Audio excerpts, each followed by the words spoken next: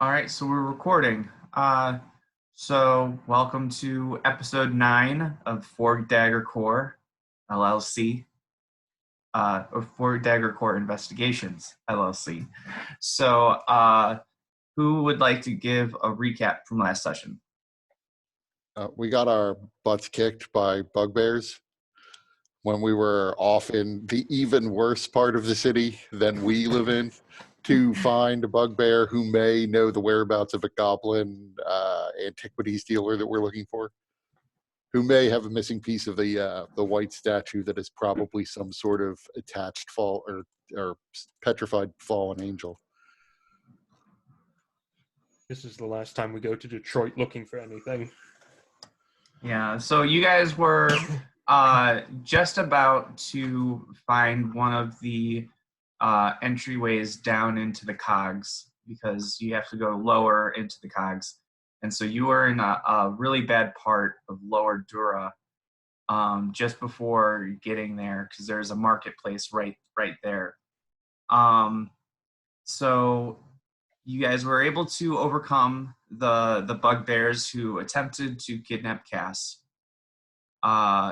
So as the fight was breaking out, there was an alarm that went out that signaled the watch, and this is probably the last area of the city where you would expect any kind of watch presence just before going down into the cogs proper.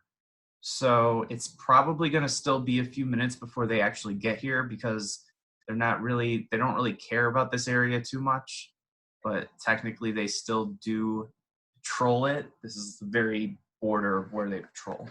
So you guys have the option of waiting for the watch to try and sort all this out, or proceeding down into one of the stairwells that will lead you down into the cogs.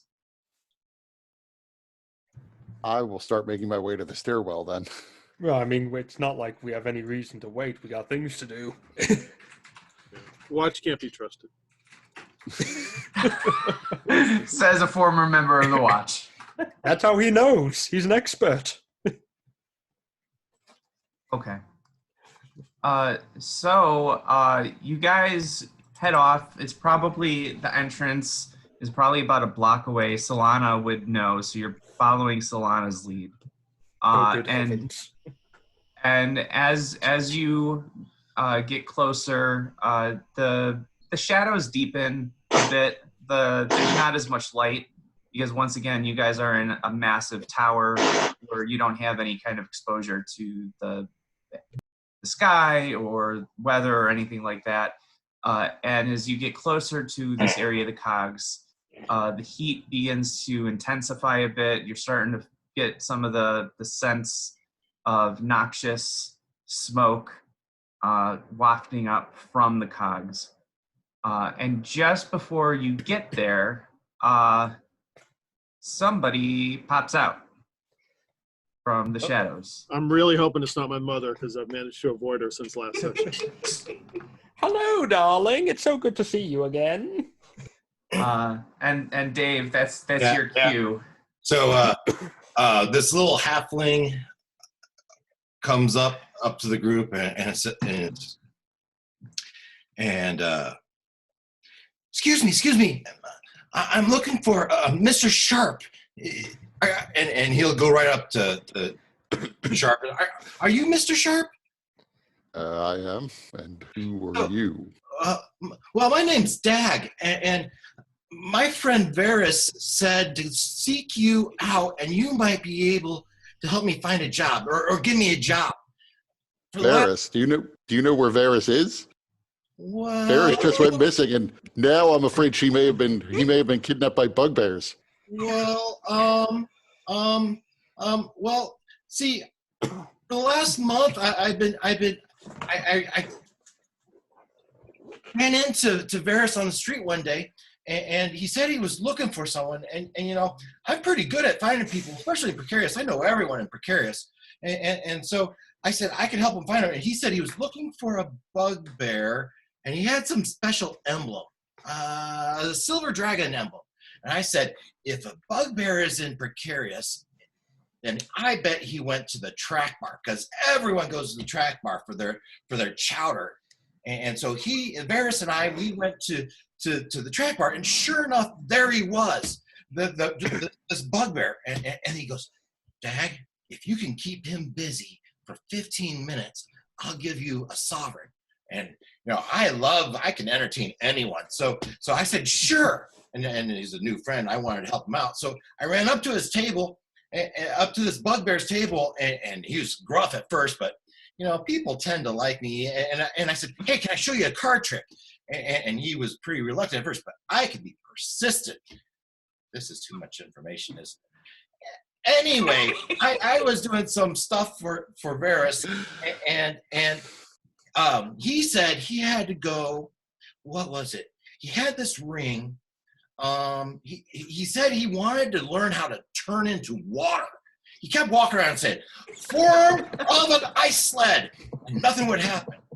And then he go, "Form of a bucket of water," and nothing would happen. And he said he found a lead on how to turn himself into water, and that he had to go follow this lead. So I don't know exactly where he went, and he had told me all about all the adventures he was having with this 4 Daggers corps that he was in. And I said, well, if you're going, do you think I can get a job there? And he said yes. And he went so far as he wrote me a letter. I got it somewhere. Here. Oh wait, no. Here. I made a copy. They both said the same thing though. He said to give it to you, Sharp. And Dyke hands it over to you.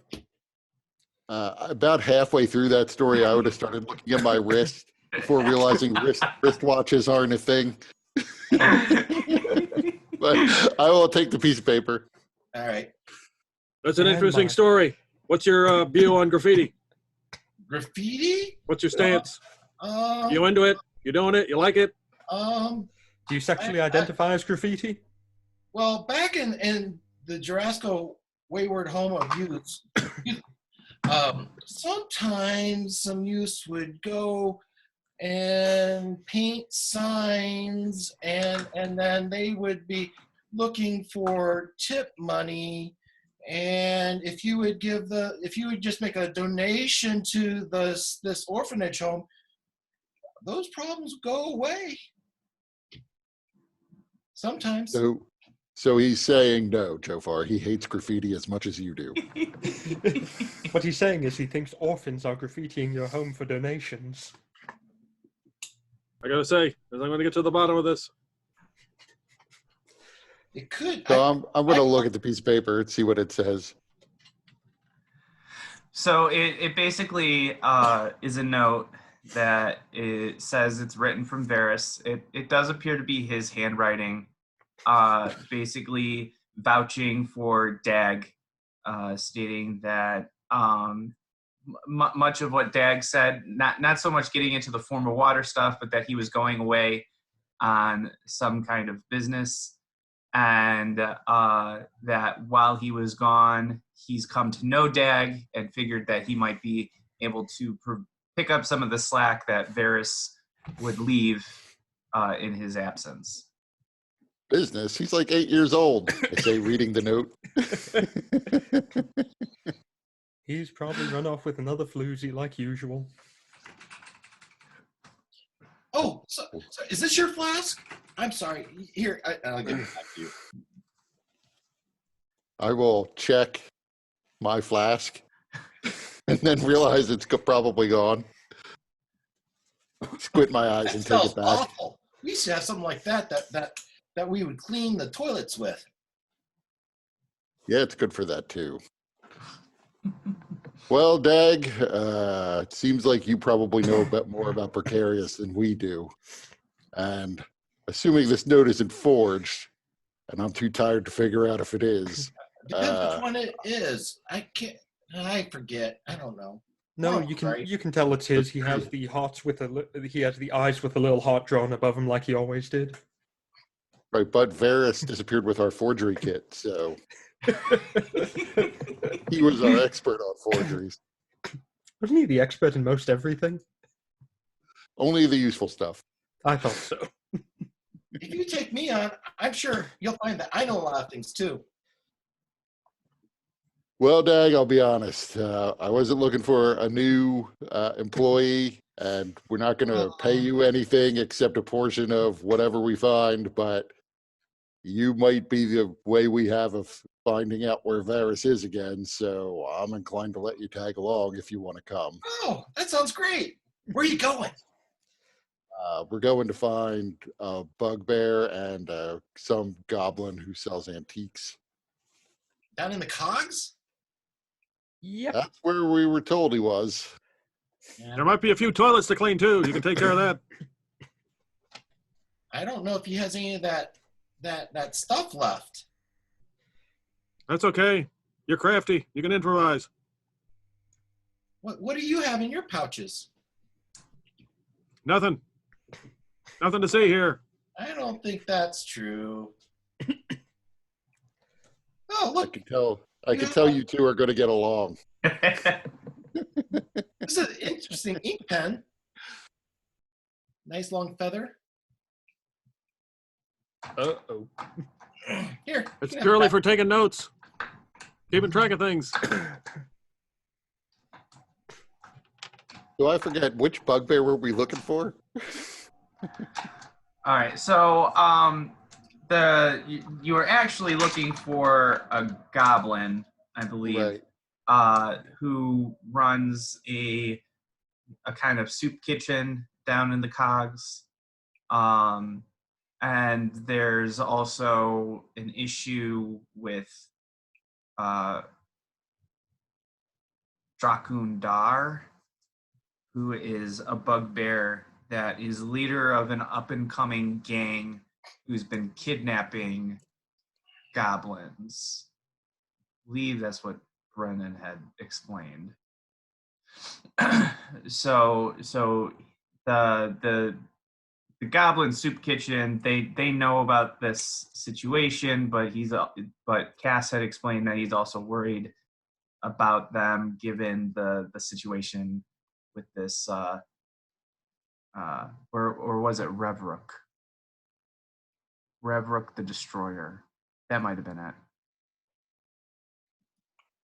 It was one of them. We're gonna go with Revrook right now. So, my little halfling friend, do you happen to know where the Goblin Soup Kitchen might be? The Goblin Soup Kitchen. Down in the cogs. Well, so most of his time would have been spent in. Dad grew up in this orphanage in Precarious, and he was trained to be pickpocket, but usually they didn't pickpocket in the lower level. They would go to an upper level to pickpocket tourists. So he might have a general idea, but he's not going to know where anything specific is in the cogs.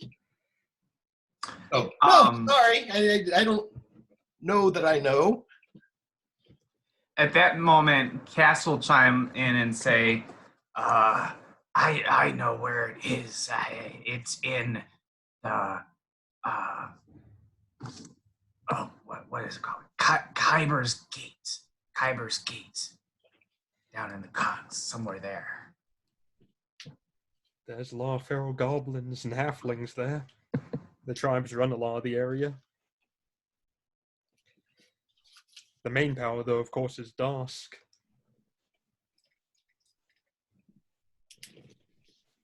Kyber's Gate.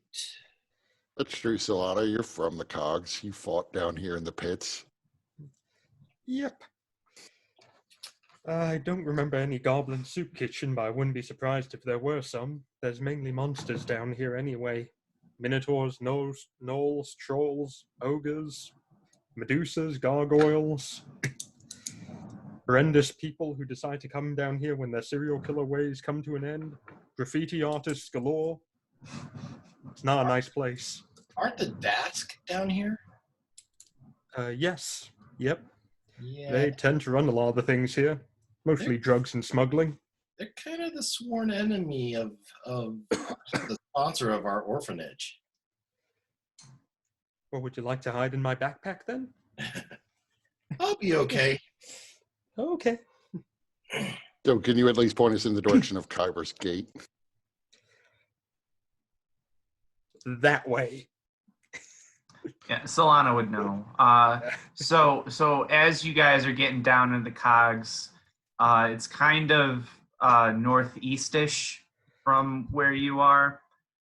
So as you guys are going down, you first are really coming into an area known as ash black, and there is a sign denoting that it is ash black. And as you get down farther into the level where ash black is, you are first really assaulted by the fumes of sulfur and carbon dioxide that are just, and the smoke is just really thick. As you begin walking through the area, you see that it is this place is really largely a honeycomb of passages that have been carved into the bedrock. Many of them just wide enough for carts and caravans to transport things to and from the various foundries. You might even get a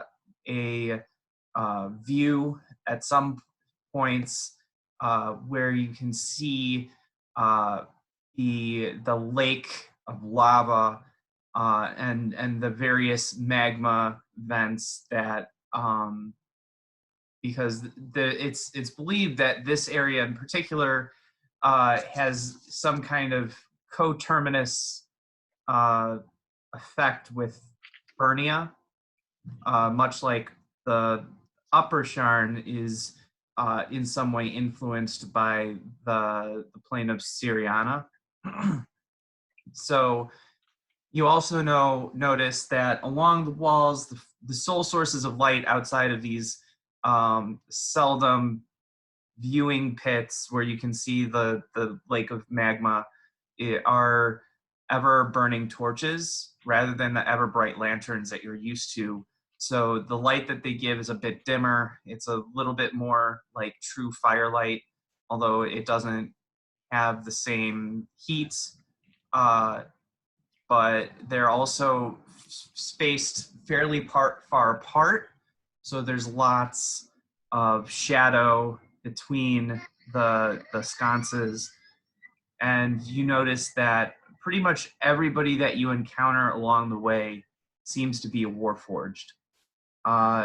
Huge population of Warforged and all just tirelessly working, pushing carts, carving new areas into rock that can form new spaces for additional foundries, maintenance crews, and you might even get glimpses into tunnels where they're doing some actual foundry work that largely powers a lot of Sharn.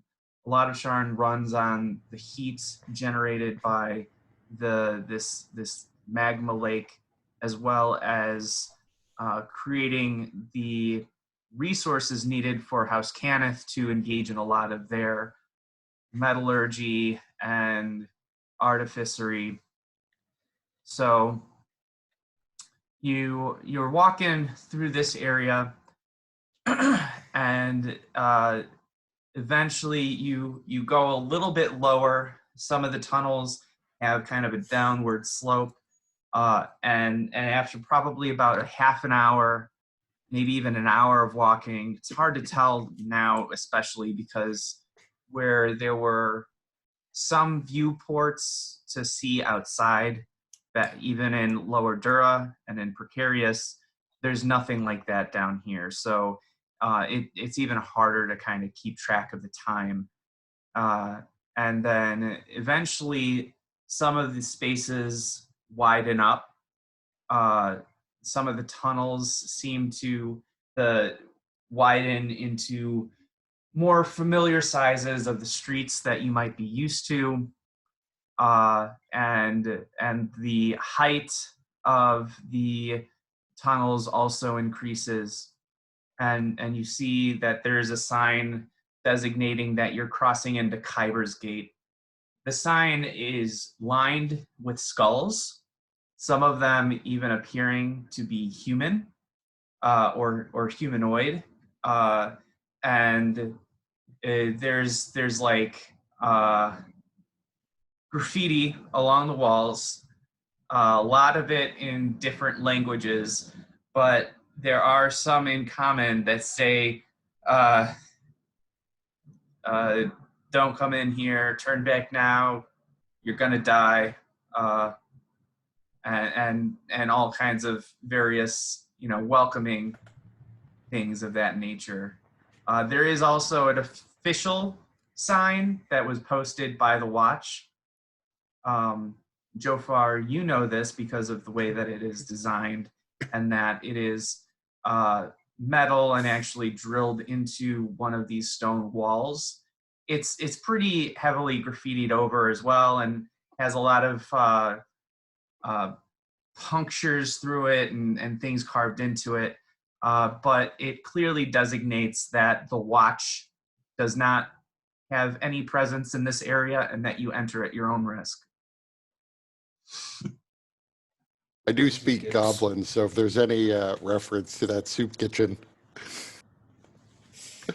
should be able to notice it. Actually, give me an investigation check. Oh, wait. Disadvantage. Yep. Rolled a 19, but got a 14. Okay, so yeah, there actually is one piece of graffiti that says in Goblin, if you need food, follow the marks.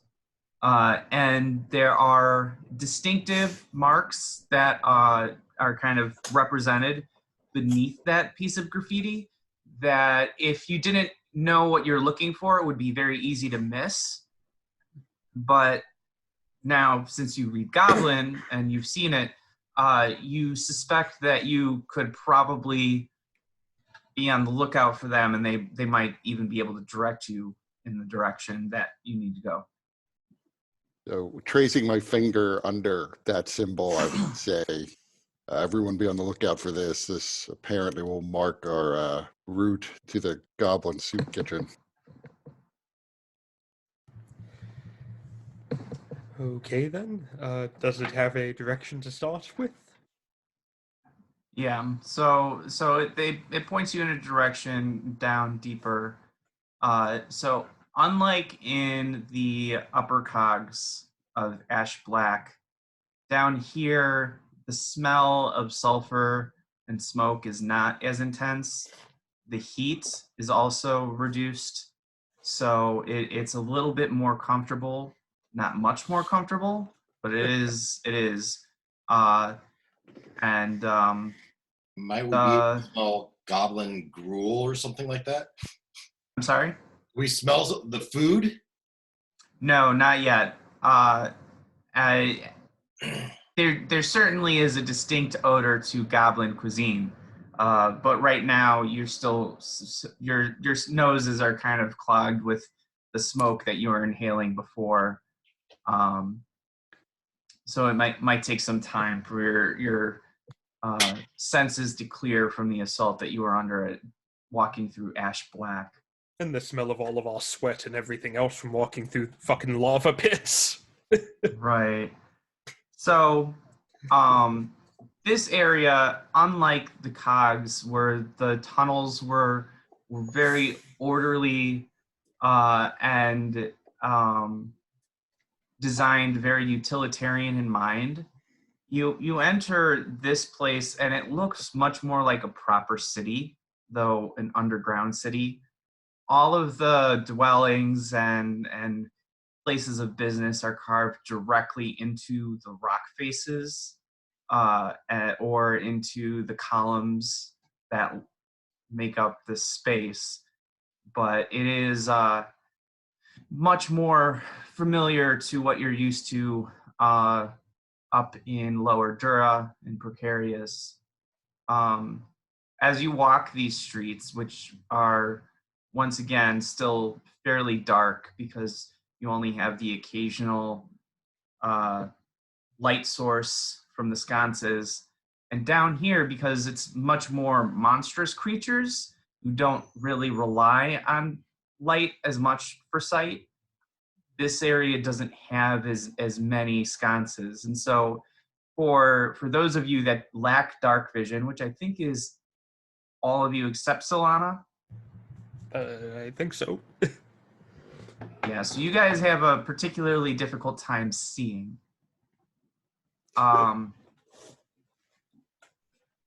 But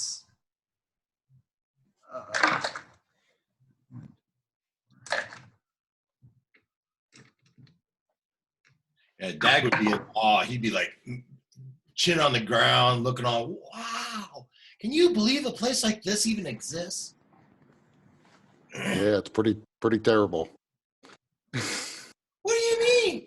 It's warm and you got all these buildings, and look at those faces carved in the walls. I think that's what you described, right? well, yeah, so there's definitely a sense of macabre down here, because once again, you're in an area that has no rules except strongest survival of the strongest and power of those with the might to back up what they want to do. So Who do we see on the streets, if anyone?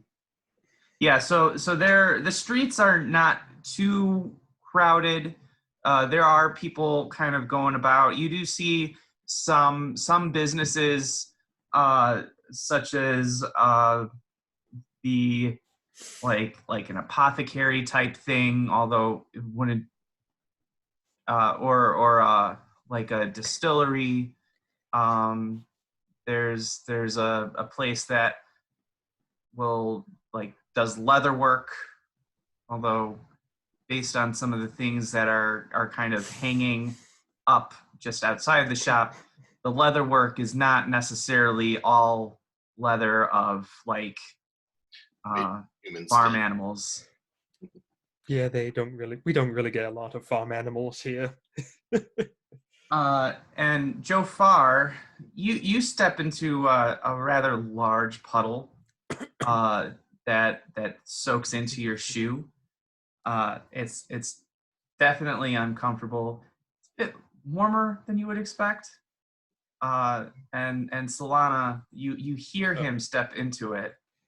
And Uh-oh. because you have a bit better vision, you can see something about it that Jofar doesn't. It's blood. It's gray because you're using your dark vision. So you can't tell if it's water or piss or what he just stepped in. It does Okay. have an acrid smell to it that Jofar, you definitely notice it smells kind of irony. Is that somebody's blood? Don't drink it. I wasn't gonna drink it. This better be worth it. Why we're coming down here, looking for this goblin soup kitchen. Why were you guys interested in the Goblin Soup Kitchen? We're trying to find a artifact to complete a statue that's worth a lot of money. We're trying to release some sort of demon that's been frozen in stone for reasons I can't completely explain. I've never seen a demon. That'd be cool. It's a lot like my brother, just more annoying. Where's the rest of the statue? It's in the place that's second worst after this one. The Second fallen? worst. Secret location.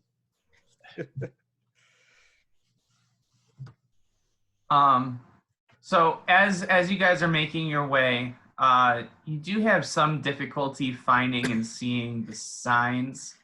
Though Solana, with your dark vision, you're able to continue following the directions fairly well.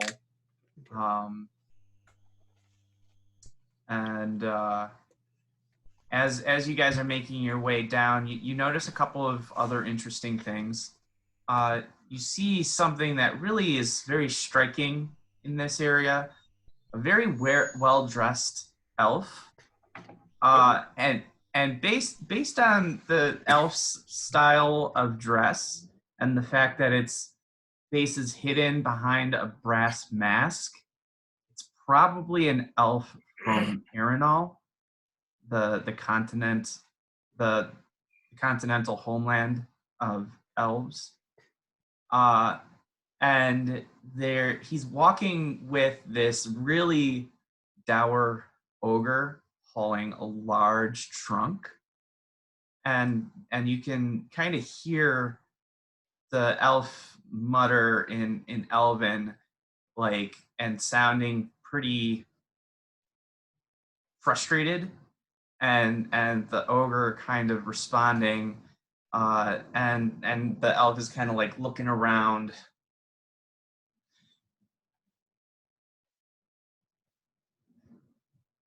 So you guys noticed that. I An assume you elf just Is that pass elf that can by. speak Elven? What's that? Is that elf lost? Maybe Sahana, can you help him out? I have absolutely no idea where he's trying to go, but was the elf speaking Elven to the ogre? Yes. Holy shit. What were they saying? Do you speak Elven? I do, as a matter of fact. All right. Uh-oh. I mean, I would probably chime in at that point, just to say, this is a place of desperation and danger. We don't need to interact with anybody unless we absolutely have to.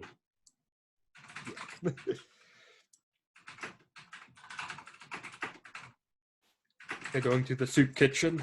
They want to go ahead and make a donation.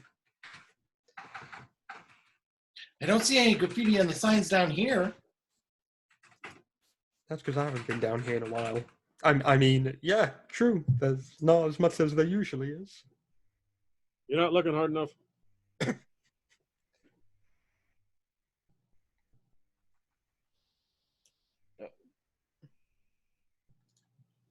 What are they saying, Sahana?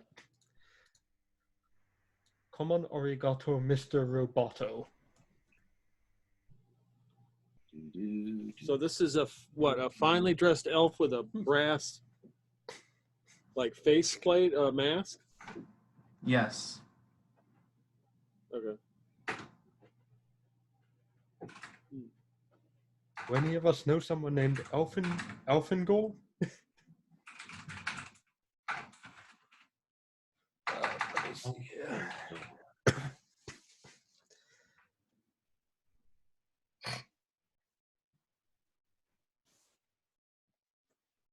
So you mentioned a name, right?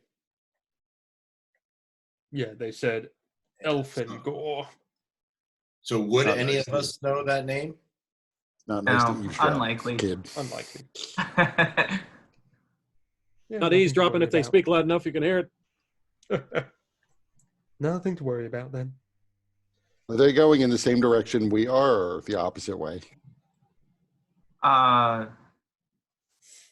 At the moment, they're not really moving, but they are kind of facing the direction that you're heading.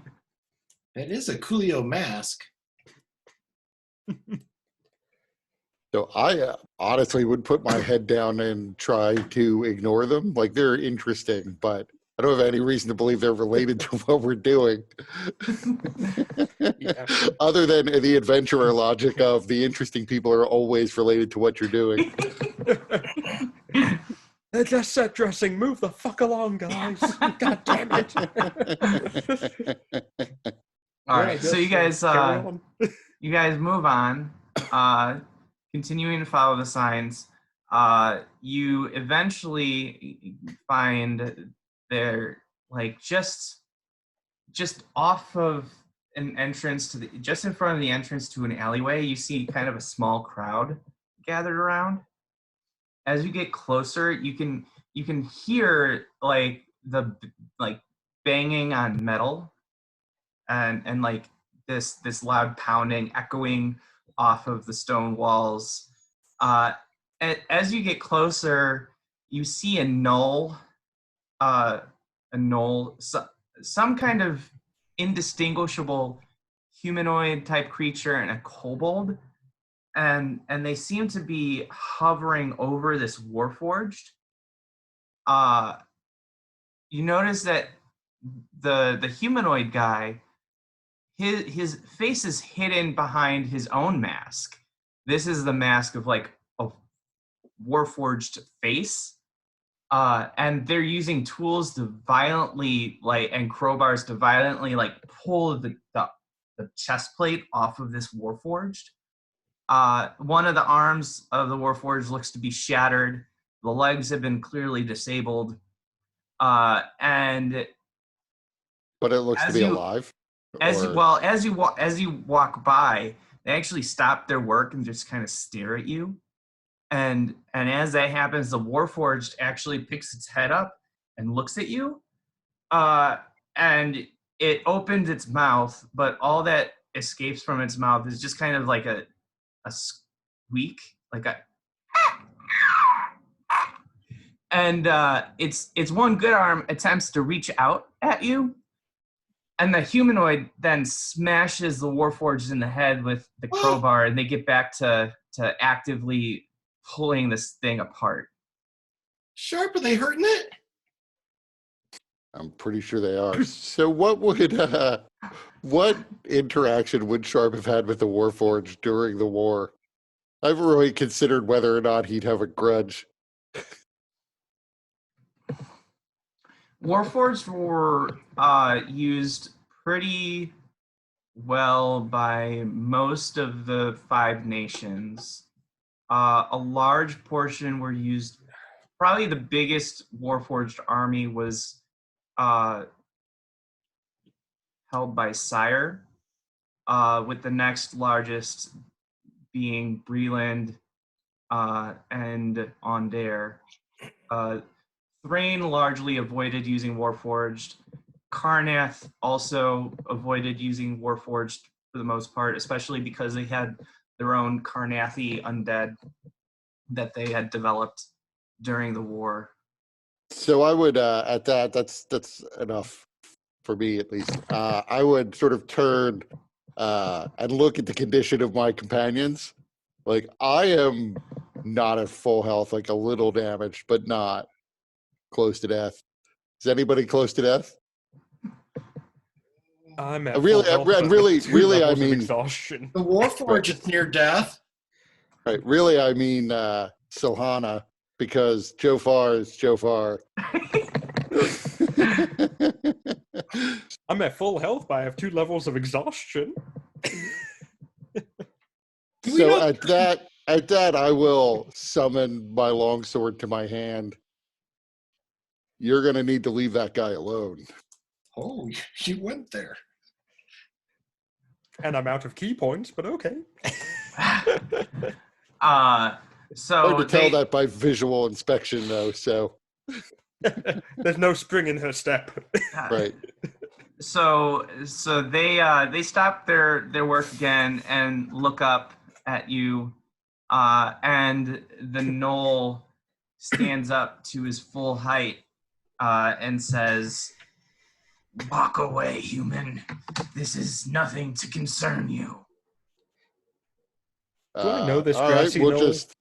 we'll just take this guy with us then. How's that? He is We'll let you- ours.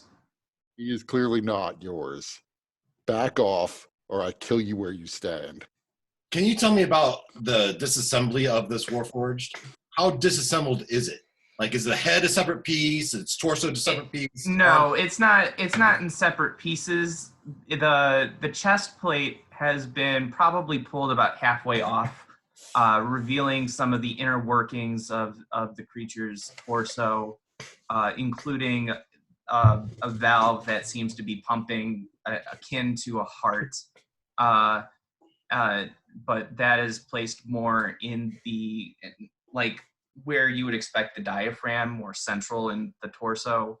The legs, vital tendons of wood, which serve as kind of the muscle slash sinew portions of the Warforged have been severed, making it unable to really move its legs very well. The one arm that is shattered is also kind of disconnected. So that's probably the one part that is detached fully from the Warforged. And you can see now as you guys are closer that one of its eyes lenses has been cracked. It has many dents in its head, and its jaw is kind of slightly akimbo. I could see Dag actually crawling. It's up on some sort of table. No, it's on the floor. I'd see Dag crawling right up to it and just kind of poking around and looking inside. This is so cool. So with that, the kobold who is right next to you would swat at you, and actually you feel kind of a jolt of electricity as it brushes across your shoulder or something, and it says, "Back off!" Did you see this? This is cool. Did you feel that electricity that come from the Warforged? And then the person with the Warforged mask on says, "Look, it's clear you're not from around here. You're not going to get many chances. Walk away now." Look, we just kicked the ass of a half dozen bugbears, and I was wondering whose ass we were going to have to kick next. Apparently, you're the winners. Now, this is your last chance to back away and walk off. But we're looking for something. At that point, the gnoll leaps directly at Sharp, and he's not gonna get an attack right off the bat because your weapon is drawn and you're prepared. So we'll just call that initiative. With disadvantage. Oh. 13. That's a 2 and a 3, so let me do some methamphetamine real fast. There we are. 18 for Dag. 5. 21. All right. I have to now figure out what these guys are gonna do because I was not actually thinking you guys would fight these guys. Do I know any of these guys? No.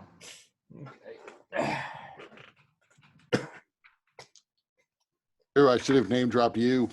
There you go.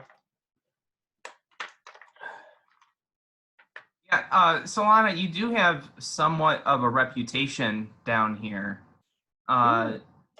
It's been a while since you've consistently fought in the arena, but you did fight in the arena recently, relatively so. Yep. A few days ago, if I recall. Yeah. So. They probably don't recognize me with clothes on.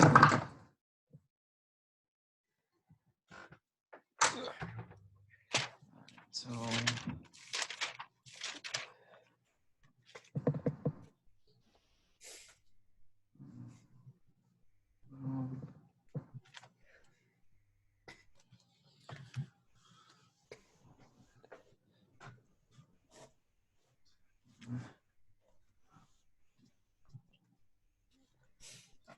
So let's see. The Knoll is a CR15 and the other guy's a CR7. All right. So, all right. Now I'm seeing your guys' 5, 13, 18. And then, Peter, what did you roll? 21.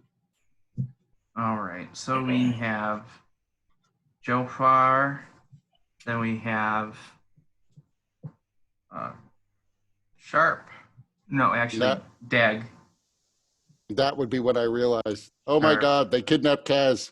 Kaz is gone again. Shit. Cass is kind of off, hiding in the shadows. He's still kind of getting feeling back in his body from when he was poisoned. But he will be kind of singing at you guys. So, or whatever it is he does. No.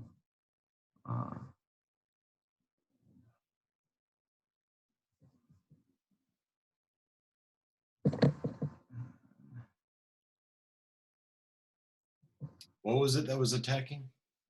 The knoll Oh. leapt at Sharp. So we got Jofar up, Dag on deck, Sharp in the hole. What was the So I null? assume gnolls are not demonic. Like they're the standard Eberron gnolls, not the standard 5e gnolls. Yes. The null have armor. They are not demonic creatures. The knoll is armored and is wielding a kind of hammer that on the other side turns into a spike.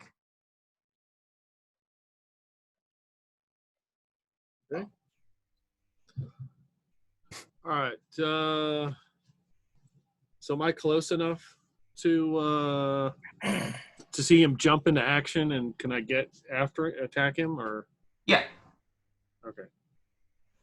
All right. So I will attack with my trusty dagger. And you're going after the knoll? Yep. Okay, not getting anywhere with a 6. But I am going to get somewhere with a 23. Yep. He takes 3 slashing damage. No, piercing damage.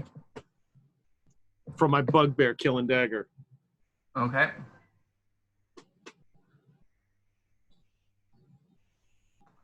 Anything else? And I stand, if I can slash at him, then I stand like in front of Sharp. Okay. So also just a reminder, everybody has action points. Everybody should have 1 action point, I believe. Yep. And though I think there may be 1 or 2 of you who have bonus action points, maybe. Or maybe I was imagining that. Okay, I so do in your Avernus game. not okay. not in this one. All right, so Dag, you are up. Sharp is on deck. The knoll is in the hole. So being that I was right up on the Warforge, I assume this null kind of dove right past me to get to Sharp. Kind of, yeah. So I'll take my hoop pack and I'll jab him in the side as he goes by. Okay. And he's right there, so I get my sneak attack if I hit. You're within 5 feet of an ally, so yeah. And he's within 5 feet of an ally who's not incapacitated, so All right, you would get 18 your sneak attack. 18 on the die. Okay, that's a hit. And 10, 12 plus 4 is 16 points. Okay. Piercing. And then Go ahead. yeah, bonus action, disengage, and I'm backing out of there.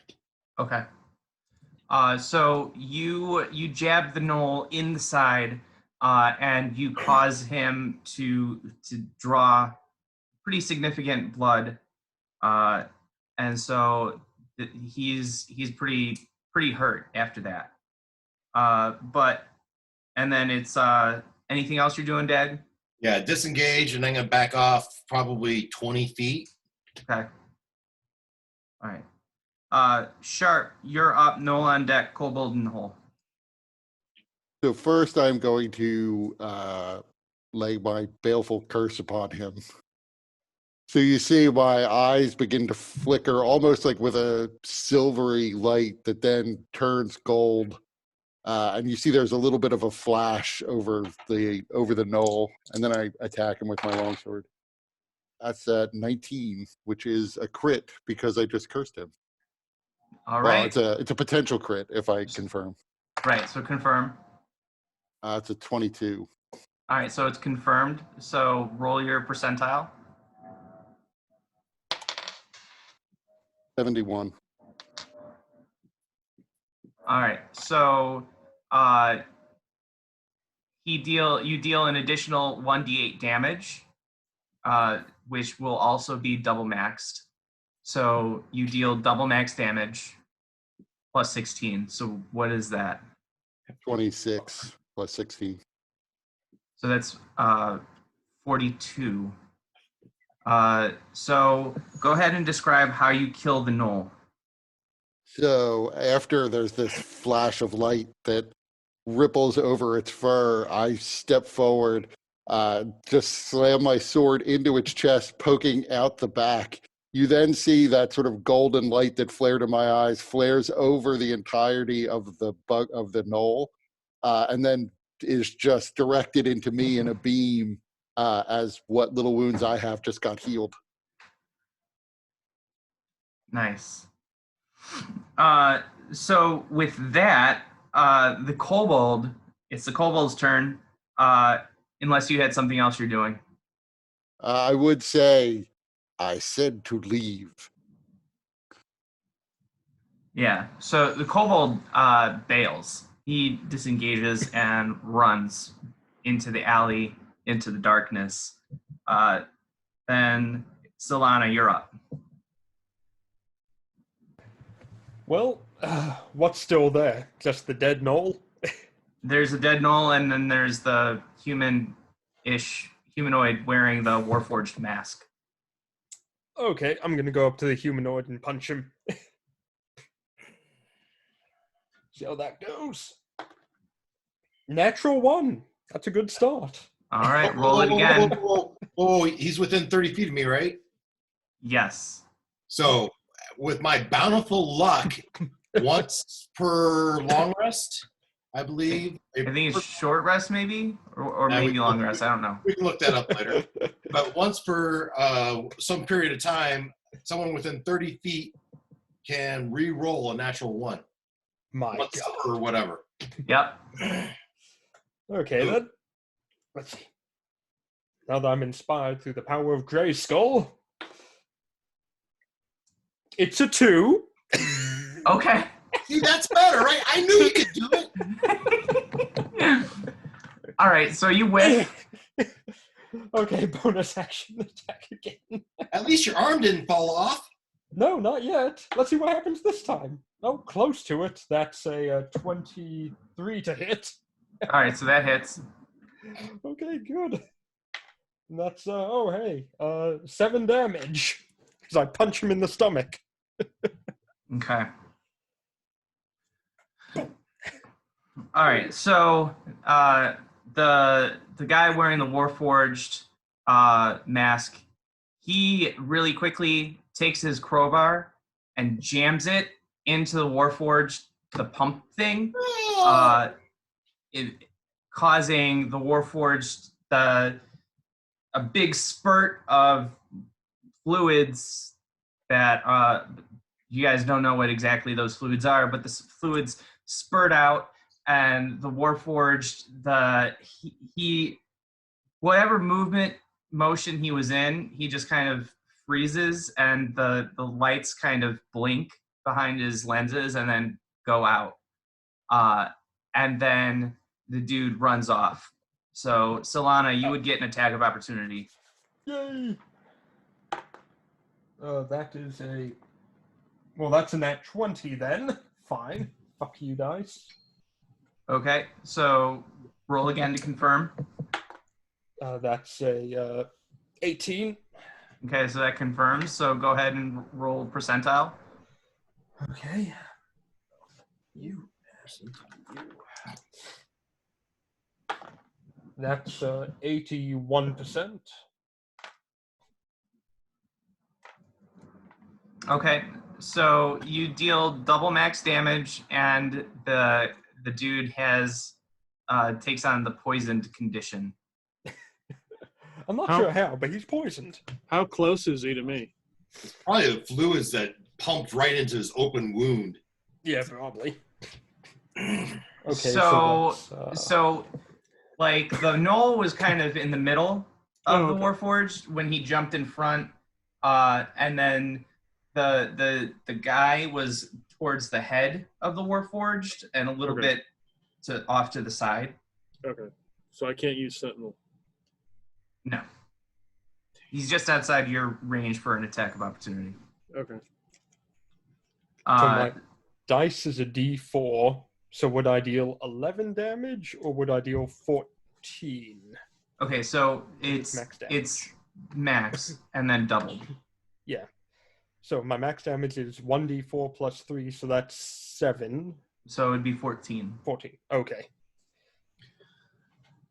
All right. So you clunk the thug in the back of his head as he runs off, causing him to stumble, and he seems to wobble on his feet a bit. But he continues to run. So he gets about 30 feet away. Are you guys going to give chase? Take out my longbow and shoot him. Okay. Jofar, you are up, so Yeah. 18 total. okay.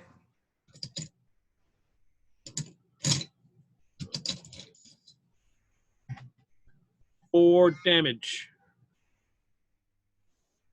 All right, you nick him one of his shoulders. It kind of causes him to trip a bit, but it doesn't actually embed in him. Okay.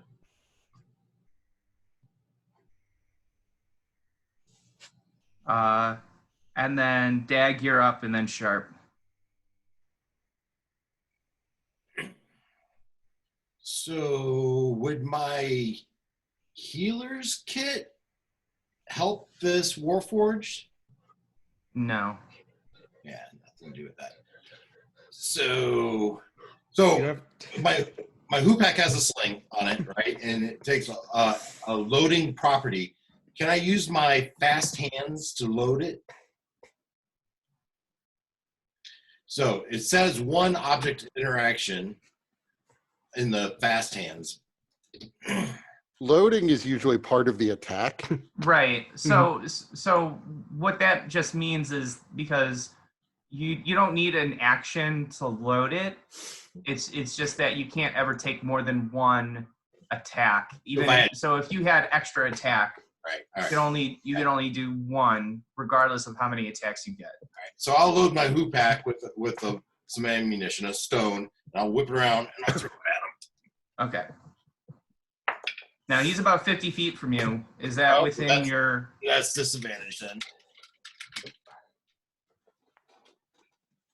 Yeah, so that's 14 on the die, so that's a 6-20, unnatural 20 to hit. I assume no sneak attack on this. There's no one around him. Actually, let me look at the poison condition only affects his attacks, I believe. Yeah, I wouldn't have advantage. Yeah. So no, you wouldn't be able to use your sneak attack on him. All right. So 2 plus 4 plus 4. So 6. Yeah, 6 points of damage. Okay. So you hit him right in the back of his leg, causing him to trip, and now he's kind of got a limp. And you hear him like cry out, "Ah!" Kill him, Sharp. guys! Don't let him get out. He just killed that poor Warforged. So how far away is he? It's about 30 feet from you. Okay. Then I would say, Kaz, see if there's anything you can do for the Warforged. And then I'm going to cast Hold Person on that guy. Okay. See if it works. All right. That's DC 13 wisdom save. Yes. He fails. So he he's suddenly paralyzed. goes rigid. What does it look like when you cast that spell? This would be another one where there is a flash of silver and gold in my eyes. And then there's no physical manifestation on him as the magic takes hold. He just slowly becomes more rigid as he tries to move and then eventually is frozen. Okay. So Cass comes out from the shadows, attempting to do what he can for the Warforged.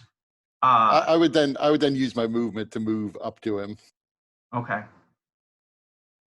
So we're out of initiative now.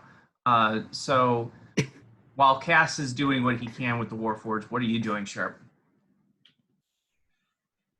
Well, I mean, I am aware that he could unfreeze at any moment. So I would probably next round take an attack. Okay. So go ahead, and he's incapacitated, so you have advantage, and if it hits, then it's considered a crit. Right. That's 21. Okay. He only has 1 hit point left, so go ahead and describe how you kill him. Okay, I would actually not be striking to kill him at this Okay. point. So I would strike him with the flat of with the pommel of my sword, just crack him in the face. And then he's still paralyzed, but I guess he falls over. Okay. Paralyzed So- mid-run as he's knocked out.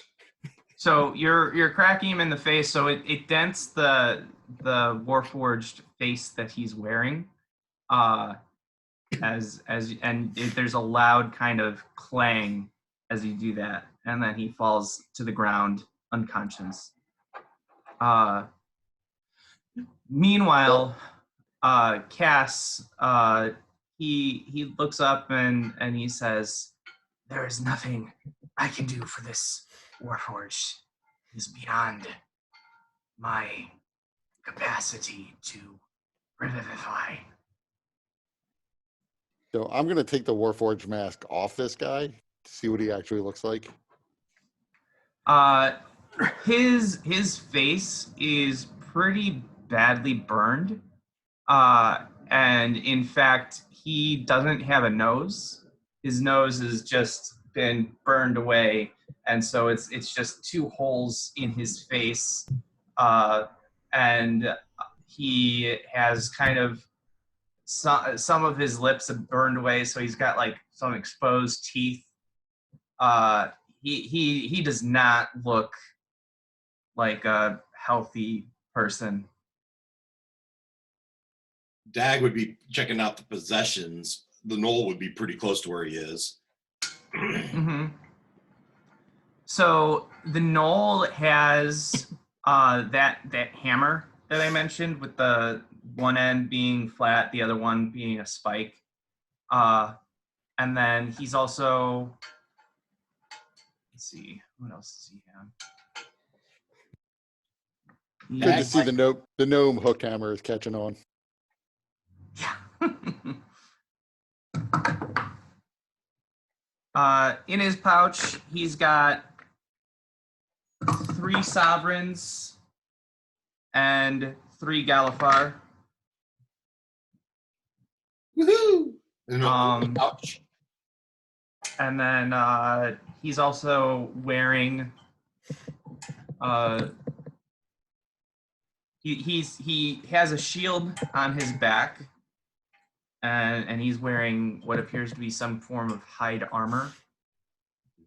Specifically, it looks like some kind of lizard creature, like maybe a gator or something kind of similar, is what the hide is made out of.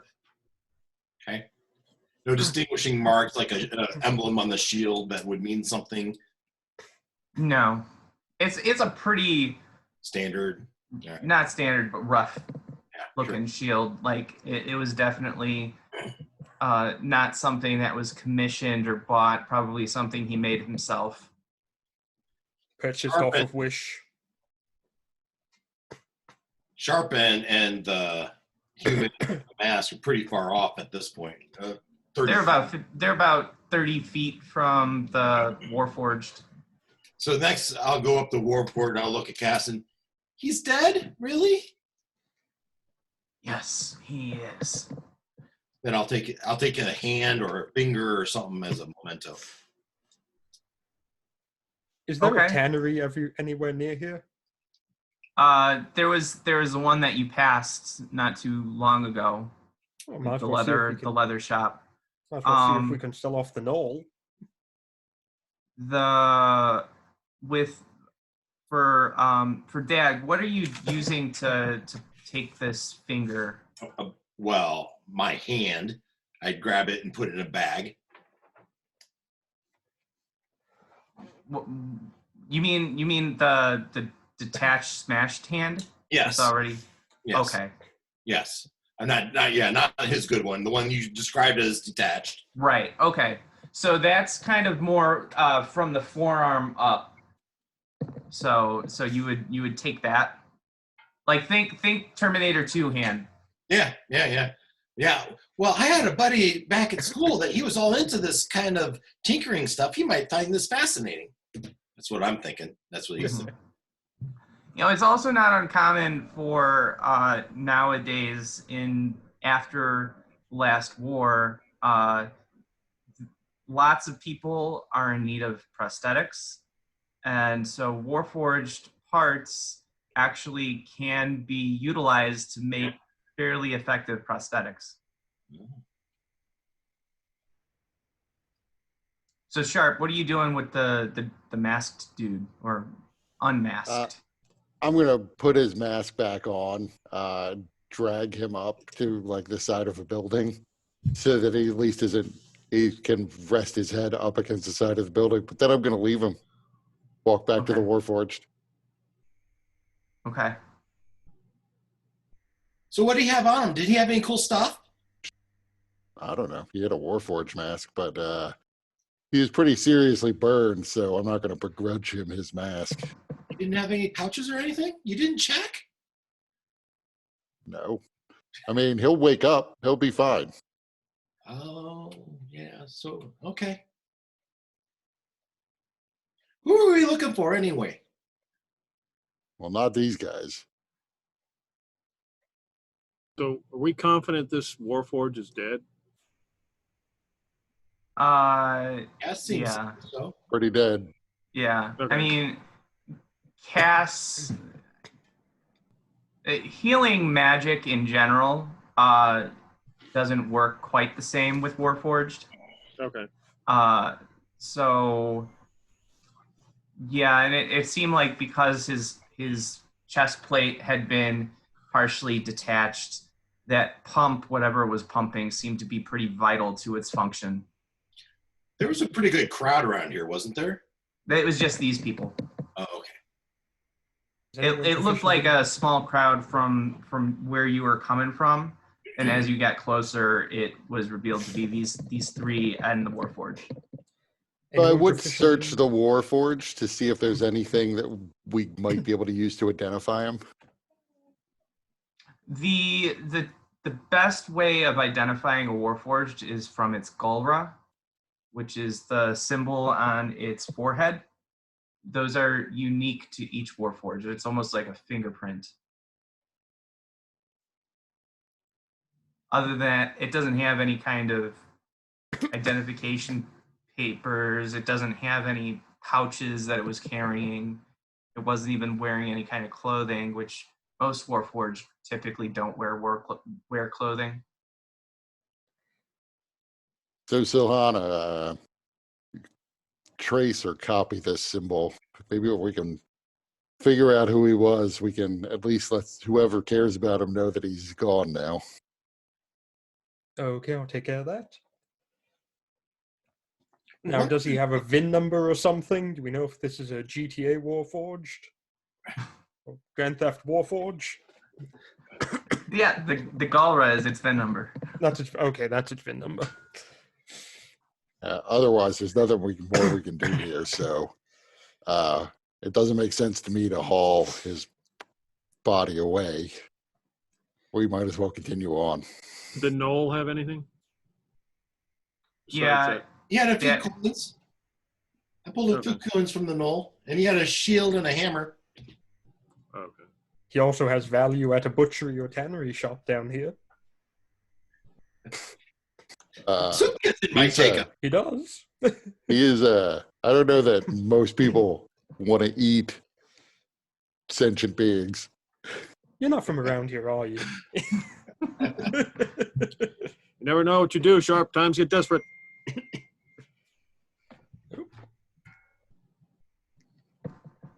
So we're investigators, right? Can we surmise what happened here? Is it just a plain mugging or? Probably I think trying it's to get more. prosthetics. I think it's more than a mugging, given how they were trying to disassemble him. It may have been they were going to sell him off for parts. That would make Yep. sense. Yep, they were going to get the money, then get some artist supplies, and they were going to start graffiti down here. And we just stopped it. We did an excellent job. We should be proud of ourselves. When Sharp's not looking, I'm going to draw a penis on the Warforge And, as I'm and copying I down the will VIN number. the forearm into my cloak.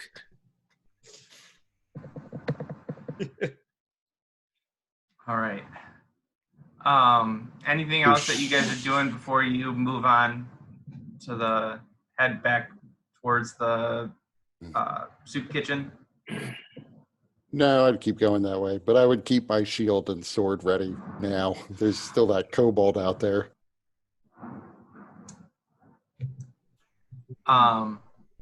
So as you guys move away, let's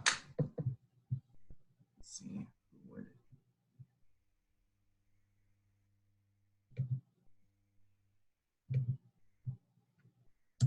Solana,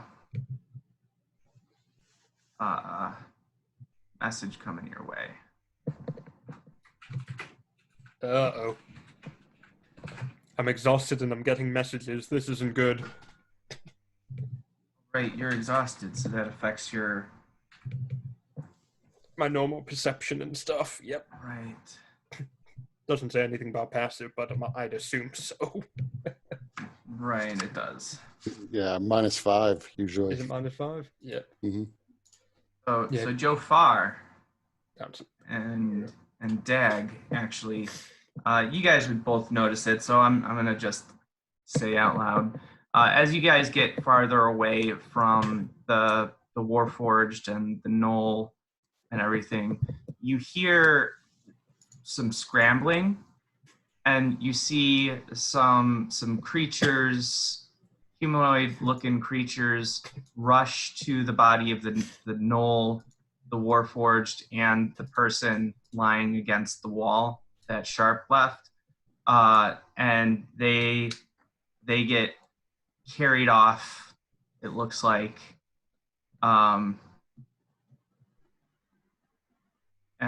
You see a couple of the creatures, whatever they are.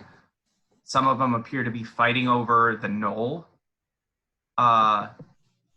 And eventually they kind of scurry off into the shadows, and there's, outside of some of the fluid from the Warforged and some pieces of its armor and the blood from the knoll, there's nothing really left of the scene. Good, cleaning up after themselves. I like to see it.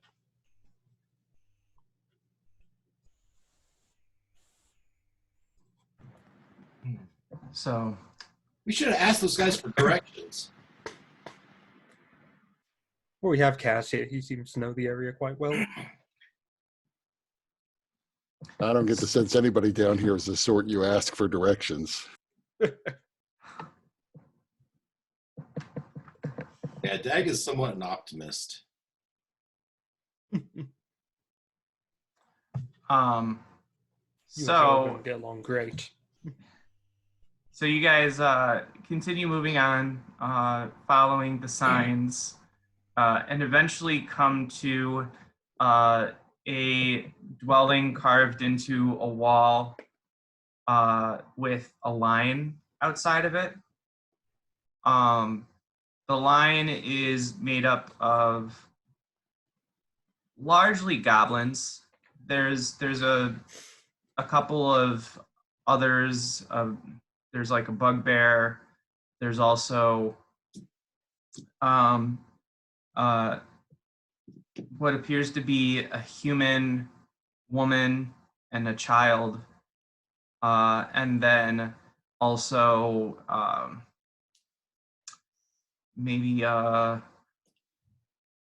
half orc in there, and they're waiting in line outside of this place, and it says Baldre's Sanctuary. And just as a reminder, Boldre is one of the deities of the sovereign host. She is the god of hall and hearth, and is the goddess of community and comfort.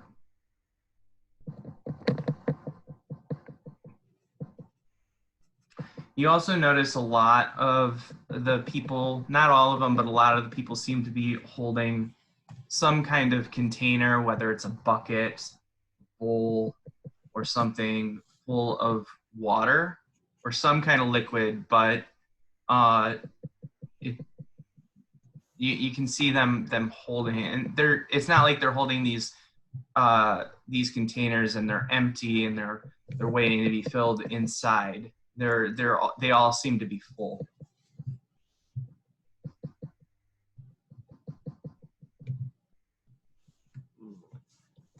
Do we feel we're approaching the soup kitchen? Is that what we're thinking, or is this something different? This sanctuary is like some holy place.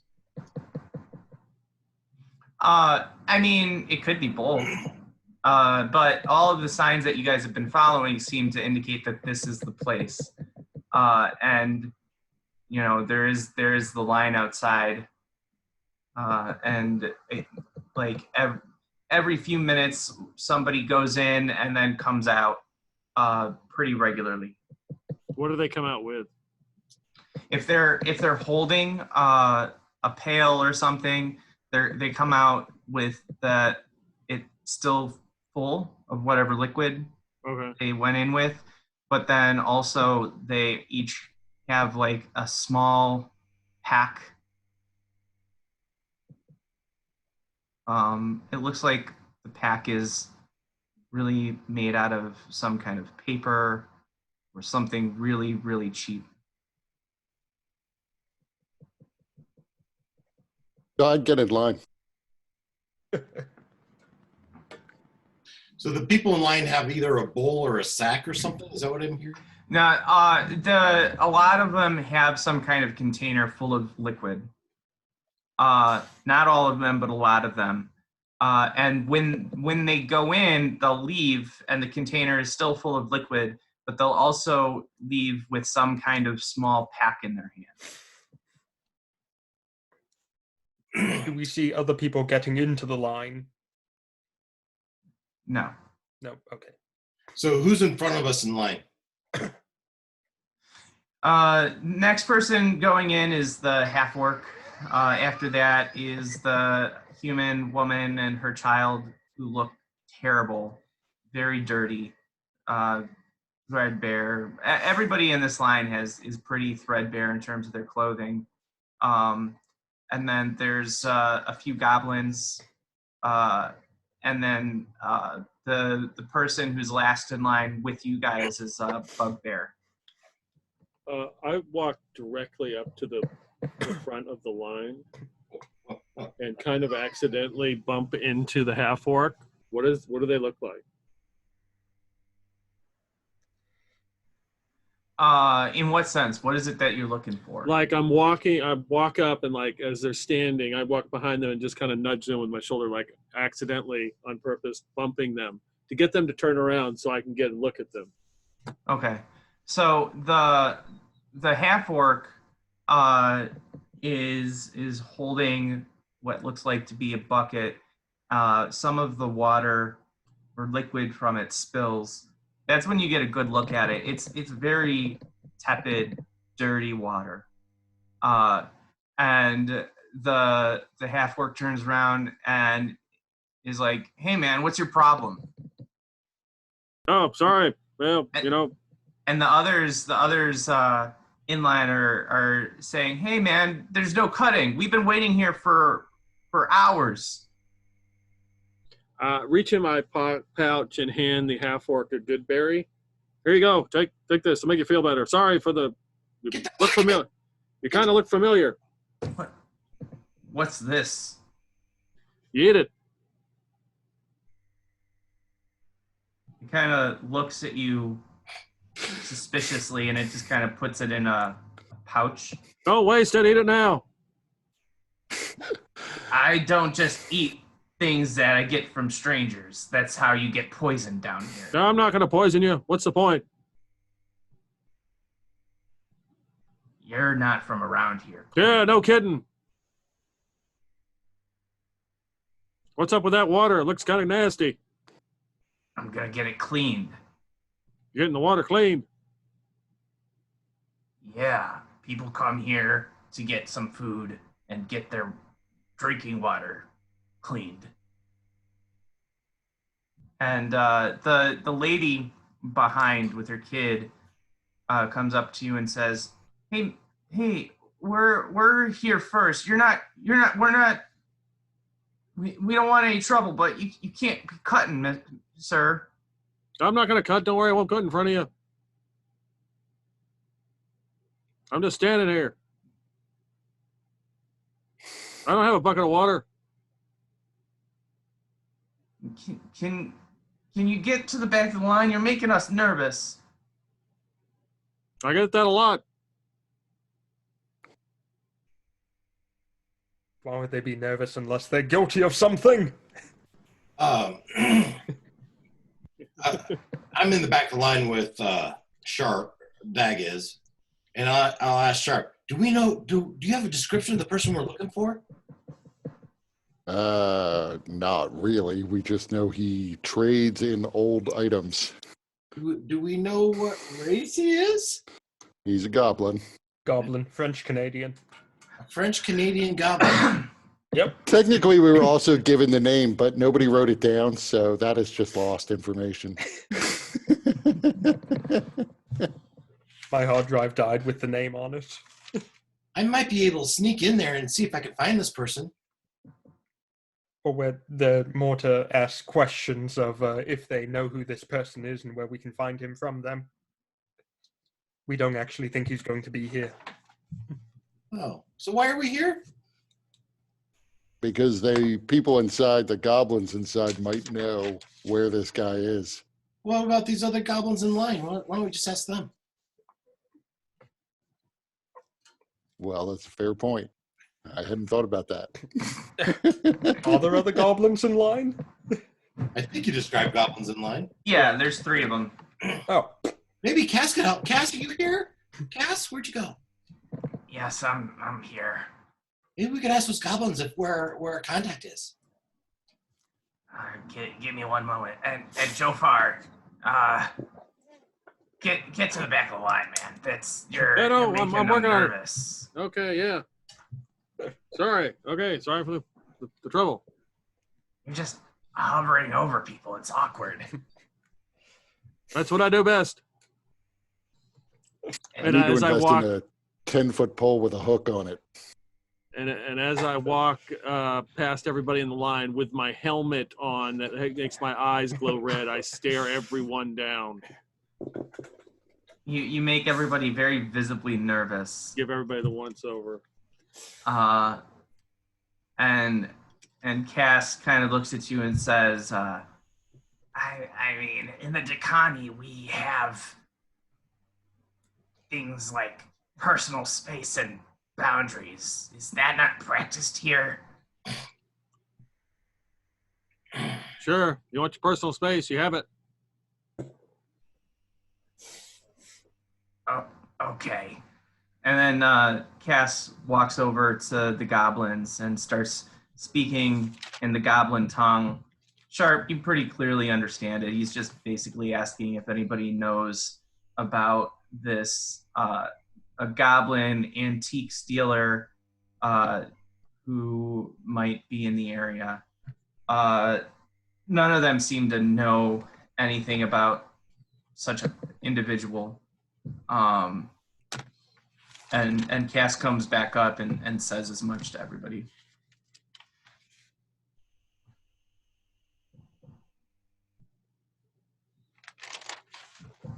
I guess It looks like we wait in line. So you're waiting in line probably about 20 minutes. People go in and then come out and then go in and then come out. And finally 20 minutes? Hell no, we're not waiting that long. I got time. We got things to do, stuff to get done. Dag, welcome to the crew. Go sneak in there. Find out what's going on. I'm not gonna cut. I can sneak in there and see what's going on, sure, but I don't speak Goblin. I don't know if these people would speak Common or not. You've heard their language. Just make it up. A lot of inks and whatever. Just wing it. You can do it. Joe, that is pretty racist, Joe. Gobble, gobble, gobbly, gobbly, go. Are we going to have another employee seminar on what's acceptable in the workplace while on the job? I could do some street entertaining. I could do some card tricks, but to entertain the crowd. But I don't know if I'm gonna be able to talk to anybody.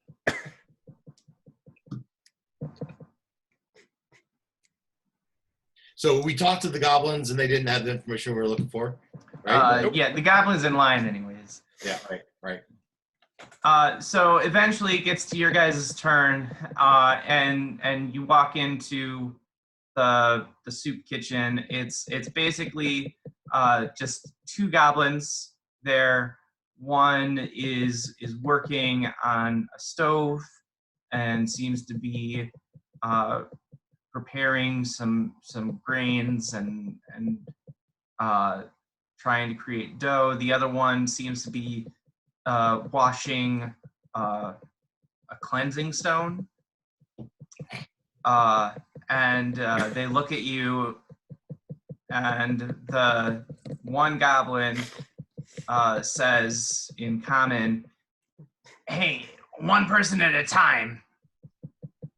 We're not here for your normal help. We're here because we're looking for someone, a goblin, who deals in antiques. I would say all this in Goblin, by the way. Okay. We're not sure exactly where we might be able to find him, but we have some business we could do with him. Nothing nefarious. We really just want to buy an item we hear he has. But we can't find any information on where he might be. And we'd be willing to help you out here with a small donation if you could point us in the right direction. I'll pull out the Warforged hand. Could you be able to do something with this? Would this help your cause? So he's about to respond to Sharp, and then he looks at Dag and he says, "Put that away! Put that away!" Oh, okay. I'm sorry. I didn't mean to offend anyone. Trying to run a clean soup kitchen here. Typical halfling trying to give out head everywhere he goes. And then he returns his attention to Sharp, and in Goblin speaks, "Wow, we don't typically have, one of your kind speaking in the Dakani tongue. It's pretty refreshing, actually." I'm a bit of an investigator and have found it useful to make friends with the goblins. At least, what was the name of the district we're from? Forget. Precarious. Yes. At least up in Precarious. Oh wow, you must be up in the big leagues to be able to live up there. Well, we know of somebody. You mentioned a donation. It's quite expensive to run this place. We certainly try to have some donors that help us out, but our coffers are running a little low. I'll hand Sharp the 3 sovereign that I got off the knoll.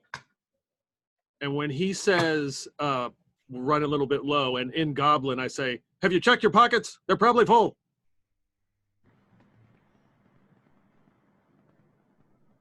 Who is this man? I just look at Jofar quizzically. He's an associate of mine. I know how you people run this thing, run this racket. So anyway, look, we're looking for this guy. I don't know how much of a donation it will take, but I'm willing to give you 5 gold now, and then if we find the guy, I'll come back and give you another 5.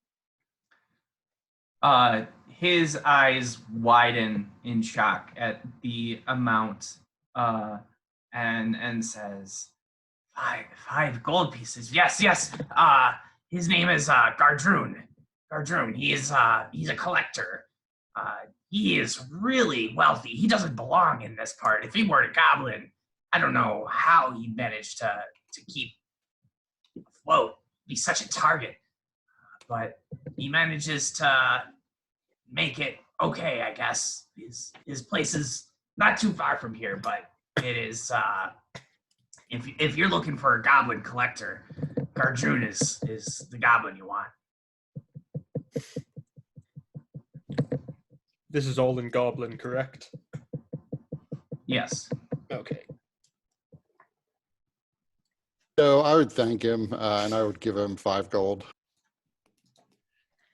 You may want to. Actually, is there anybody else in here? Yeah, there's a female goblin who's working the stove. Right. Okay. I'm less concerned about her and just other people. Yeah, there's no windows in this place. There's only the one entrance. At So least then the one I would- entrance that you can see. I would just drop the 5 gold into his hand then, as opposed to try to sneak it to him in some way. Okay. You may want to hide that. Obviously, there's some danger in having too much money.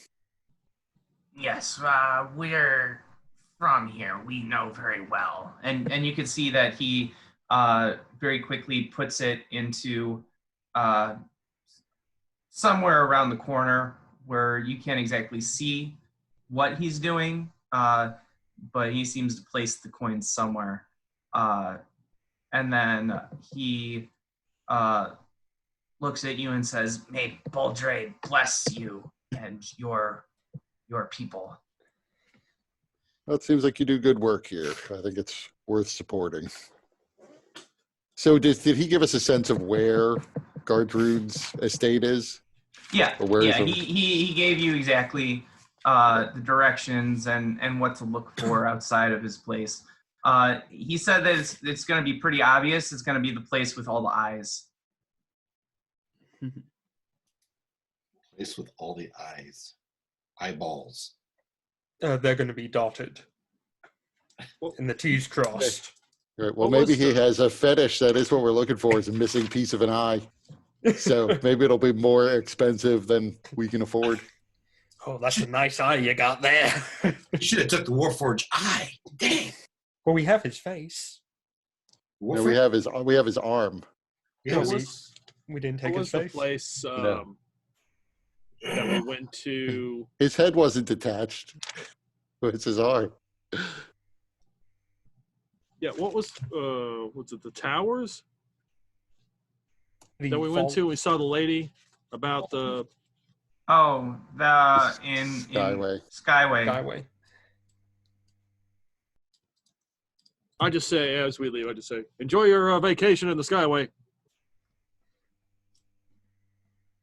They look at you strangely, and Cass looks up at you and says, "Did you hit your head recently?" No, you know how He these people was- do. Pretty sure he was dropped on his head a They long pocket time everything. ago. They pocket all the money. They I barely think give it that- out to the poor. I think Dag's just gonna start laughing, thinking he's being ironic or he's so funny. He's a bit No, he traumatized isn't. at the moment. He was assaulted by rats.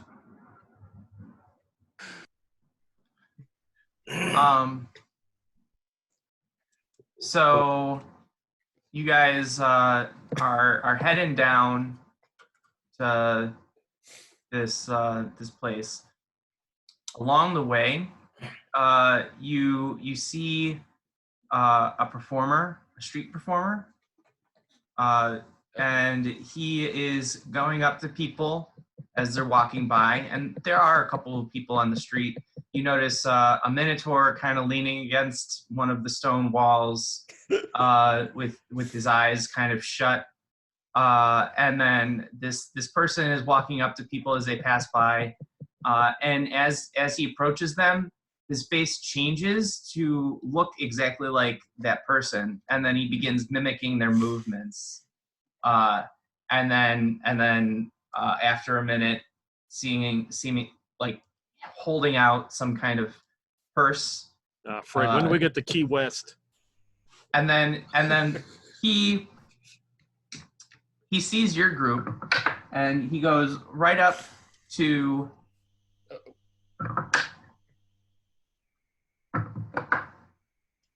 Jofar. Ooh, that's a terrible mistake for him. And the minute that he gets within like 2 feet of you, Jofar, you're suddenly looking at a mirror of yourself, but dressed in this person's interesting jester-like clothing. Impersonating a police officer. And he's like, every movement you make, he is replicating. Wow, do you see that? That's impressive. Didn't know I looked this good.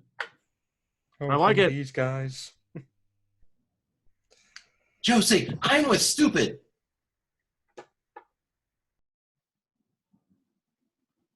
My wisdom's not that low. And then, well, the mirror, Jofar, looks at Dag and then he smiles and says, I'm with stupid. And then he kneels down by you, Dag, and then suddenly you're staring at a much larger version of you. Wow. Does he have my hat on? No, just your Physical facial presence. features. All right. Yeah, and because it's pretty clear that this person is either using some kind of spell or is a changeling. Right. And the spells don't usually affect size very much, so he wouldn't shrink to a halfling size, but he has all of your appearances. So I'll applaud. Yay! Good job. So You is see, this he was place just like me. is this place one where changelings could more or less be open about their existence? Oh, sure. Yeah, Yeah. pretty much anything goes here. And then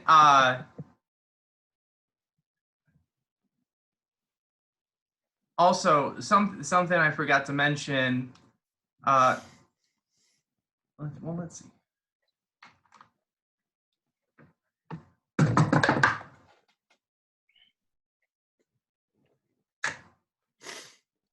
So, Jofar, you noticed a strange kind of sensation behind your eyes as this guy performed in front of you, and you noticing it more now after he went on to Dag. Okay. But Dag, you're just like enjoying this immensely. So one thing, you're staring at a bigger version of you. Dag has been in crowds like this before, so he might naturally be observing, watching for anyone working the crowd. So I wouldn't say that there's so much of a crowd, but it's like there are a couple of people walking the street. Okay. And then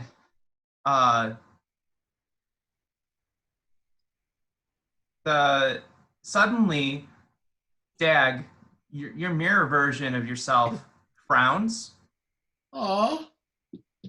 and then says, hey, Harry, got a problem. And then the Minotaur, his eyes open, and he walks over. And then the large mirror version of Dag stands up and says, looks like we got one of them Boromirs. One of them what? Boromirs? Yeah. And then the Minotaur, his eyes narrow at Dag and says, you got a lot of nerve coming down here. Well, I think this is when I disengage and go hide. So the minute that you try to dart, they're going to give chase, and so They're not getting we'll away. call that initiative. All right. Why can't you just be normal? Oh god, I have disadvantage. Fuck me. Yep. So do I. So do I, but it wouldn't have mattered as I rolled 2 5s.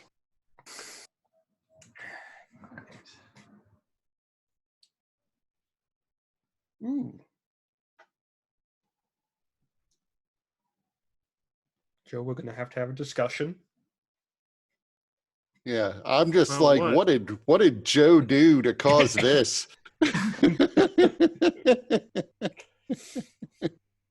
I might like to have that word that they called me. They called Boromir. it could, I don't know, chat it or something. I'm not. Like the Lord of the Rings character Boromir? Sean Bean's Boromir. All right.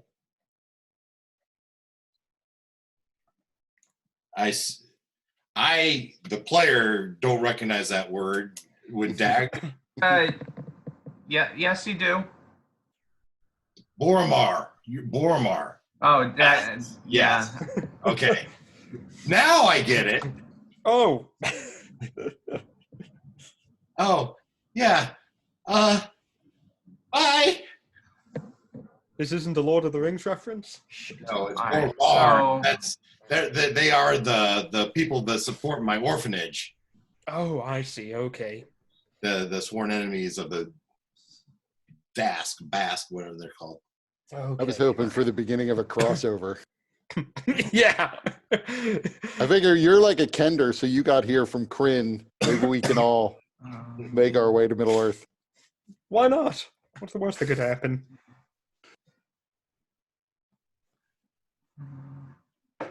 So now you're fighting a Bargrim. Have fun.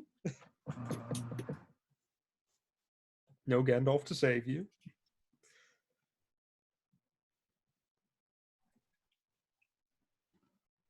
Okay, so the Minotaur is quicker than you would expect, and so it's going to be him first. So we got the Minotaur is up, Dag is on deck, and Solana is in the hole. And so the Minotaur.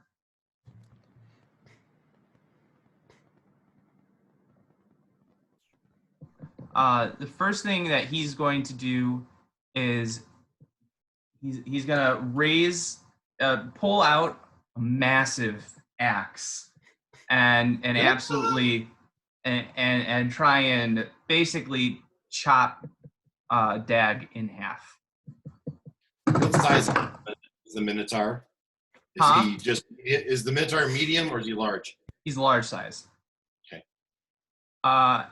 And This I assume a 23 hits. Yeah. Yeah. Me and my whopping 22 hit points, 23 hit points. 25 AC. And he deals 18 slashing damage. Ouch. All right. He's fine. He's tough. And then that is his turn right now. And then we have Dag, you're up. Yeah. Solana on deck, and then this changeling perhaps person in the hole. Yeah. So there's going to be a disengage, a move, and a hide. Okay. How are you imagining the hide? Where are you going to hide? Well, so halfling can hide behind any medium creature or larger. So I could go behind my own party and be able to hide. So the thing is, like, when the way that I think about hiding is there has to be a reasonable way to like if I just watch you hide behind somebody, Absolutely. then But you still know that they're there. You might not, they wouldn't see you, but they'd know you're there. Yeah. So I agree. So with the environment, you would have to tell me if it's possible. okay. So this is a shady, once again, shady kind of street sort of with different. There are some alleyways carved into the stone walls that appear to be going in different directions. So you could go down one of those alleyways, or you could maybe try. There are a couple of very large columns and then there's also various doors into shops or dwellings or what have you. Yeah. So how far is a corner that I can go around? Is it within my? We can say that there's one within 30 feet. Yeah. So that's where I'll disengage, dash to that corner, go around, and see if there's anything I can duck behind. Okay. Yeah, there would be you wouldn't be able to get to it this turn unless you use an action point, which would allow you to take another action. I think not this turn, but I'm gonna save that. So Okay. I'm gonna go around the corner. I disengaged or I didn't dash. I moved around the corner, and then I still have my action because the disengage is a bonus action. Right. And so I could use my act. Well, I take another movement. You're saying to find somewhere to hide. Right. Okay. Yeah. So then I will hold my action as a dodge. Okay. All right. So you're still off screen in a sense, but you haven't actually hidden anywhere. You're just doing like being defensive until you can find somewhere. Right. Okay. All right. So that was Dag. Solana, you're up. This other person is on deck and Sharp is in the hole. Okay, I'm going to go up to the other one who hasn't moved yet, the face changer. I'm just going to stand between him and where Dag went, and I'm just going to punch him right in the face. Okay. Fuck that guy. I don't like street performers. That's a natural one.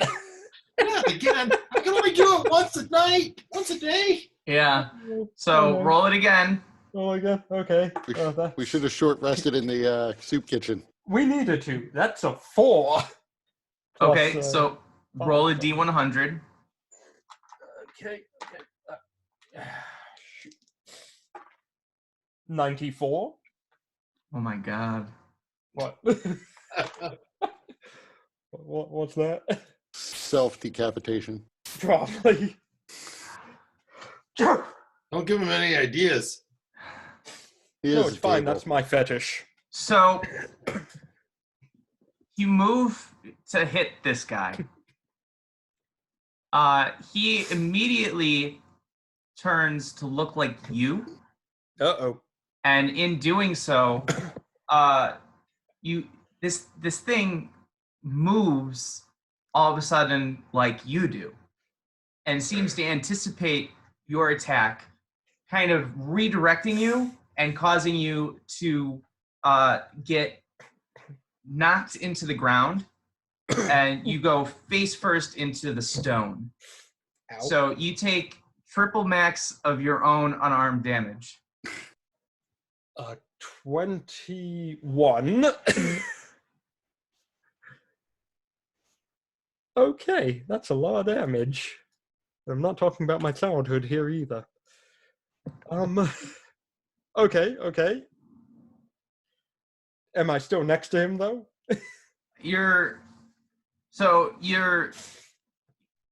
I'm not going to say that you were knocked prone, so you will say that you managed to get back up immediately, but your nose has basically busted and exploded in blood. So you have blood all in your face and running down your chest. Well, I got a bonus action. I might as well go for him again. Okay. Listen, I can only lose 6 more health, and then I'm in vitality. I'm fine, guys. Don't worry. There's no fucking way. No. There is no fucking way. No. You want a new character, don't you?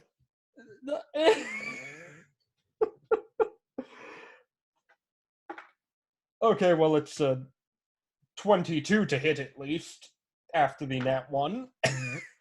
Okay, so you miss, but you don't critically miss. Oh, God. Uh, I'm done. what is your max hit points, Solana? 27. Okay, I had that wrong. I'll send you a new character sheet if you like. No, that's fine. All right, so anything else you're doing? Well, no, I think I'm good. It's too risky to do anything. I will remind everybody that you can use an action point to instantly heal up to half your hit dice as if you were spending them during a short rest That'd be one without hit using die. an action. Okay.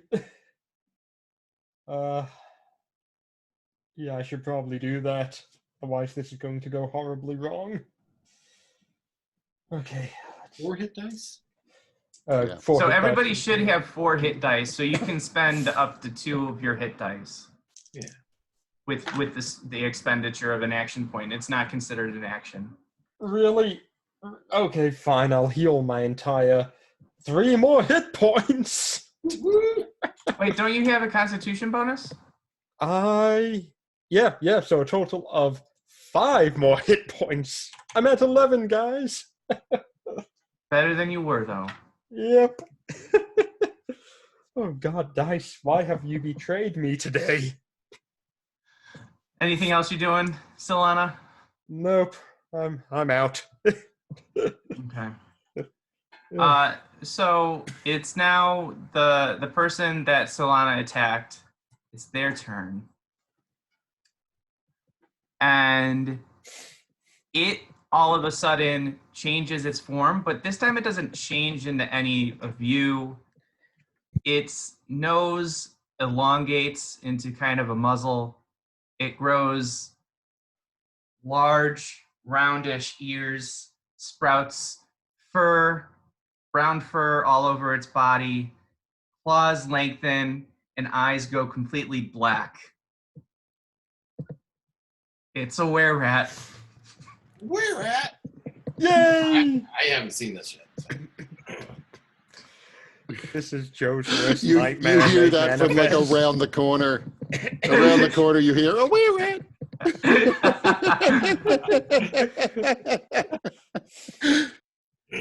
So that's its action to change into its were-rat form. And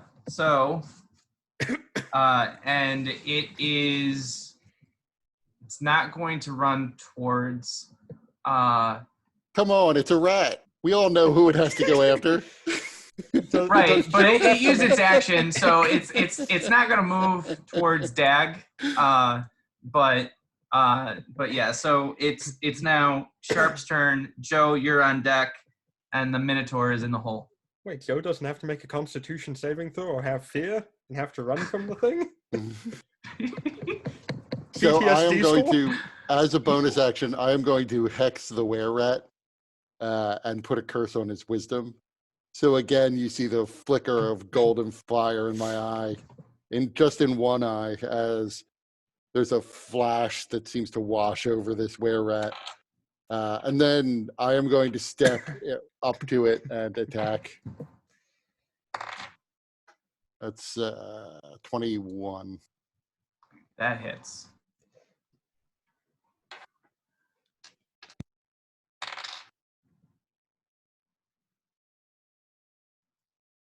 That is 10 points of slashing damage. Oh, and a d6. And 3 points of necrotic damage. Okay, and your weapon is magical. Yes. So it reels in pain that it was not expecting. So that was a total of how much damage? 13? Yeah, 13 total. Okay. He is an employee of the 4 Dagger Corps now, so there will be no chasing him down. So the were-rat, in response to you hitting it sharp, it goes and then spits right in your face. And so you're directly into your eyes, in fact, and you feel this burning sensation in your eyes. And so now you're blinded until the end of your next turn. Oh, saving throw? Whiplash attack? And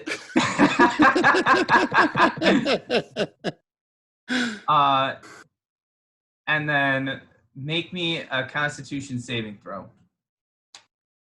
Uh-oh. That is a 3. Okay, all right, so Joe, you're up. Run from the rat. Run! Where's the Minotaur?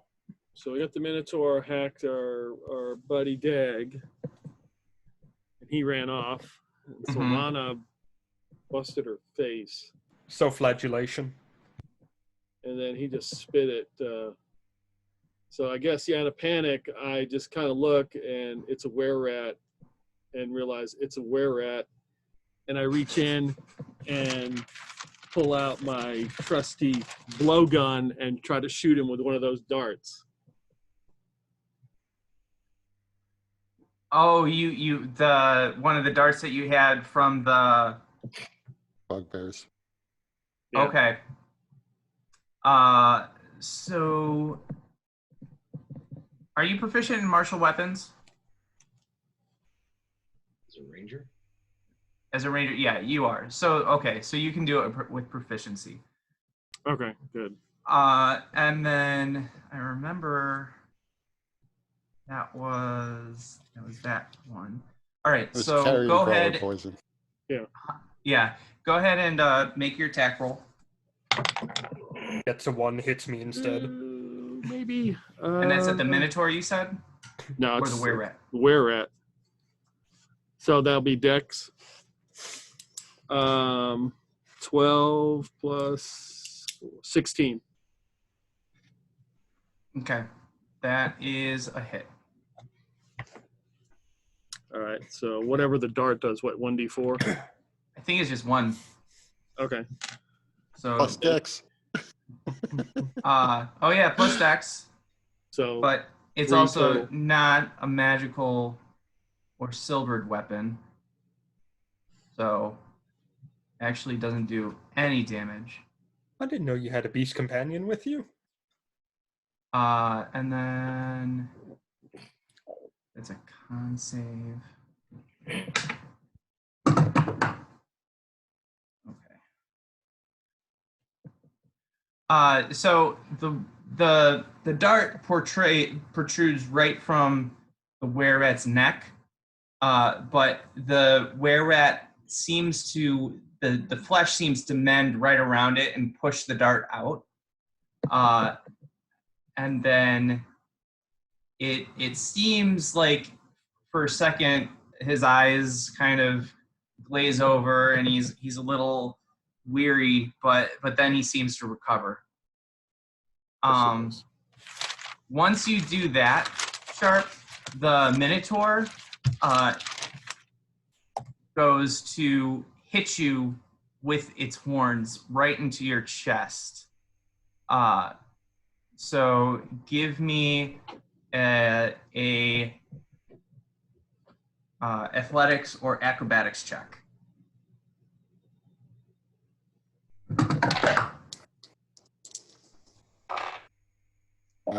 With disadvantage, that's a nat 1. Oh, wait a minute. That was, did I say Sharp? I meant Jofar. Yeah. Ah, damn. I'm sorry. Okay.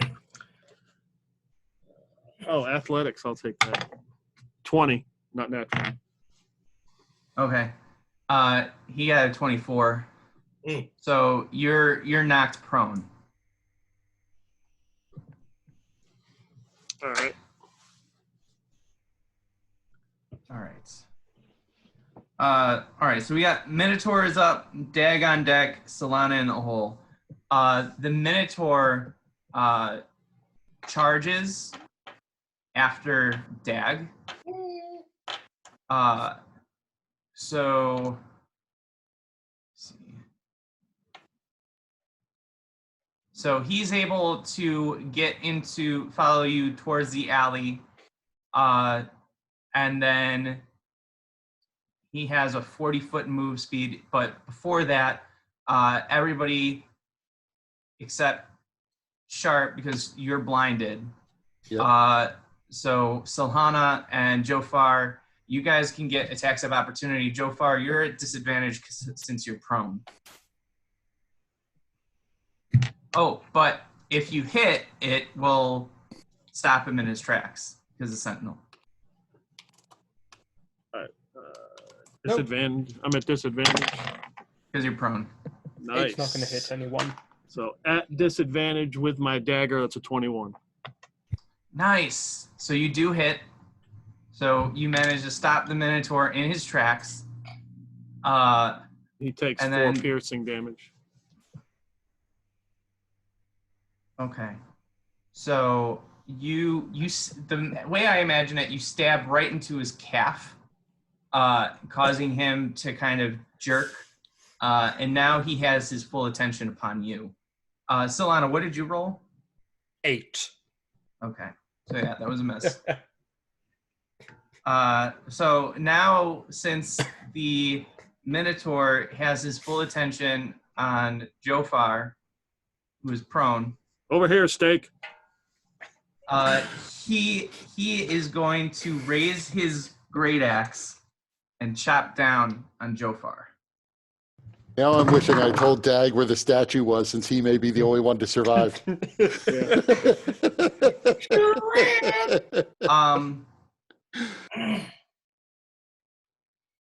Does a 19 hit? Yeah.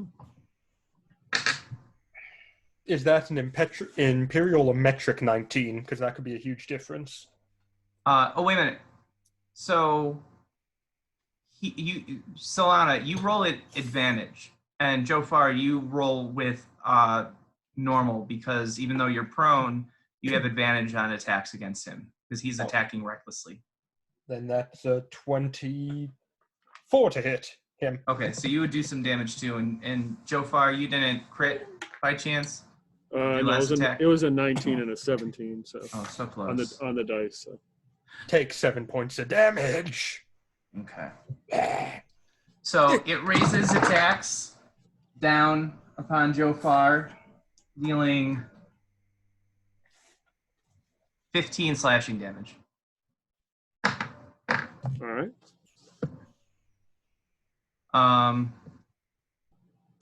And now it is Dag, your turn. You're up, Solana and Deck, the were-rat in the hole. So I peek around the corner and I see the Minotaurs engage with someone, right? And so I will throw a sling a rock at the Minotaur. 16 on the die. That's probably You get advantage on your attack roll. Well, we'll roll another just see if I get that nat 20. It was better, but not a nat 20. So that is 9 plus 6 is 15 points of damage with the sling rock. So Did you include your sneak? that included my stick, yes. Okay. So I peeked around. Maybe that used 5 feet of my movement. Yeah. Yeah. So then I'm going to duck back around. So that's another 5, and then I'm going to climb 10 feet up the wall. Okay. And you have a climb speed because you're a thief, right? Right. And I have a bonus action left. So you could dash. So I'm going to dash another 25 feet up. I don't know how tall it is. You tell me. Yeah, you're probably not gonna reach the top, and if you do, there's not like it's not like the top of a building. This is a tunnel carved into stone. I see. Okay. But you might come upon a ledge, Yeah. a window, or something like that. So what he'd be looking for is somewhere to secure himself so he might still be able to make an attack with his Zupak. Okay. So there is a ledge above you, and it's a window. It's not like glass or anything, so you could climb in, or you could look and see if there's anything in there. So is there one? So if there was one on the action side, I'd go in that so I could, back off, throw down. If it's around the corner, that's not really helping me. So No, it's not around the corner, like straight up from where you're climbing. fantastic. That's where I want to go. Okay, so Maybe next turn I can get into it. No, you can get into it right now if you want to. You have enough movement. Let's do that. Okay, so you're just jumping right in. It's got to be better than this. Okay, it's completely dark. You don't have dark vision. Well, I would I would make sure there's a floor. Let's say that. Okay, there is a floor. All right. So yes, then I would just jump in right in. Okay. Now the floor does slither. Yeah, right. I'm not sure I like playing with you. All right. So that was Dag. So Solana, you're up. Were-Rat is on deck. Sharp is in the hole. Well, I can't run from it, so I'm just going to have to fight the were-rat. This is going to go great, I can tell already. Yeah, good solid kick to the groin. That's all he's getting. Fucking. That is a 22 to hit. Okay, so that hits. Okay, groin shot for 5 points of bludgeoning damage. Okay. And I'm not magical yet. None to Right. level So you 6. punch it square in the groin, Johnny Cage style. Yep. But it doesn't even seem to flinch. And actually your hand comes away a little sore. God, it's got balls of steel. Yep. I've got to do it again for my bonus action because there ain't shit I can do. Get disengaged. Well, how far away? Yeah, how far away is the Minotaur? It's right there as well. Yeah. If I disengage from one, I'd be hit by the other. You wouldn't need to disengage to position yourself to hit the Minotaur. To hit the Minotaur, no. That is a... That's not going to hit. That's a 15. It does hit. Oh my god. Is he attacking the Minotaur? I'm attacking the were-rat. But you don't even need to bother rolling damage because it's not having any effect on this thing. Oh. You're wailing on it, and it is just basically taking all the punches and just staring back at you impassively.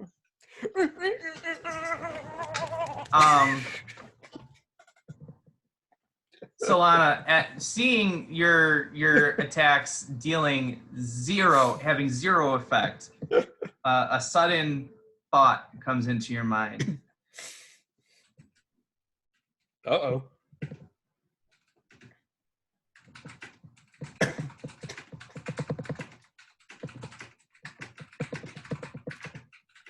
Patience, everyone. My thoughts take time to form. I'm hoping he's not just writing out, it is immune to non-magical attacks. It pretty much is at this point. Which I didn't know until I attacked it, because the only one who attacked it before was you. And you worked just fine. Have you thought of another character? But he did mention that the dart got pushed out of its neck. Yeah.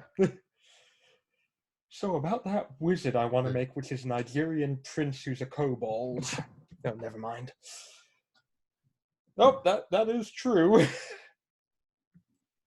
But would I tell them that? Because I am an asshole. At this point, it's not even about being an asshole. It's about self-preservation. Yeah. Well, I guys, wonder if why. we- Why don't were-rats dominate in the pit fighting underground? We got bad agents. Yeah, horrendous agents. Have you ever tried to get an agent as a were-rat? Not gonna happen. Changeling rat. Well, guys, if we want, there is a place we can go where it's safe and where we won't be beaten to a pulp. I hope it's up here. It's around. No, you're I don't- still fucked. Yeah, Great. I don't see it. I don't see anything. It's called Shamakar. It's neutral ground. They can't fight there. How far away is this place? Not far. You know the general direction. I'm talking about at half movement speed for me, because I'm exhausted still.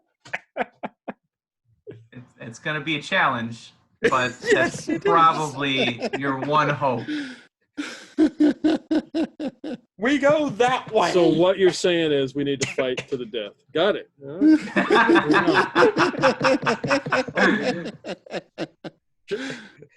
Joe, you're either coming back with your shield or on it. There is no other way here. But we Alright, could so- run for our lives. So, Solana, is there anything else that you're doing with your With my turn? movement, nope. I'm going to be the distraction that protects Sharp. Okay. He needs to be saved by the 5-year-old girl. All right. So it's the were-rat's turn. Yep. And so it is very much concerned about Sharp. And so it is going to attack Sharp. And because Sharp, you're blind until the end of your next turn, he's going to have advantage on his attacks. Mm-hmm. So he's going to use one of his claws, and then he's going to bite you. So first attack.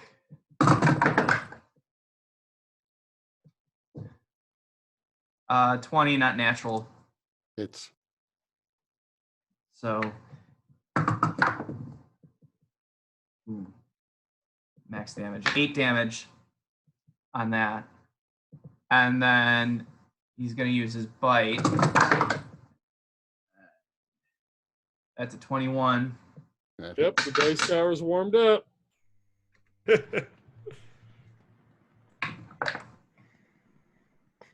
And that is 3 piercing damage. And then you need to make a Constitution saving throw. good at these. Oh, actually was good at that one. 19. Okay. So you don't become a were-rat yourself now.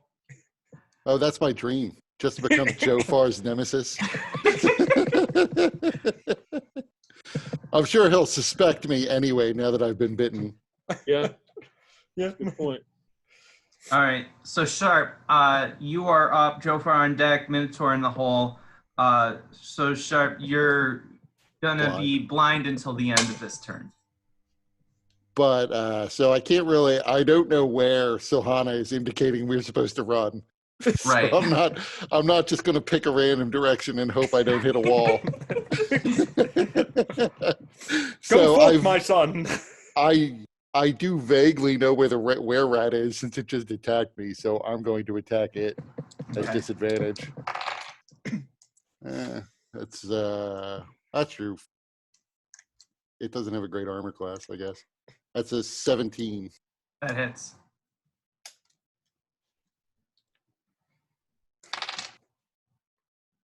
Uh, 11 slashing damage and 6 necrotic. So 17 Yep. total. All right. You actually chop off one of its arms. You go to attack it, and it raises its arm in defense, and you cleave straight through it. And you hear the were-rat scream. You feel your sword bite deeply into it, and then your vision starts to clear, and you can see that you've literally disarmed the were-rat. Dang. And Dag left. He collects these things. Where'd he go? I wonder if I could solve my pathetic. In response, the were-rat seems to disappear. Seems to what? Seems to disappear. It vanishes. It wasn't real the entire time. Its arm is still there on the ground. Well, you've disarmed it.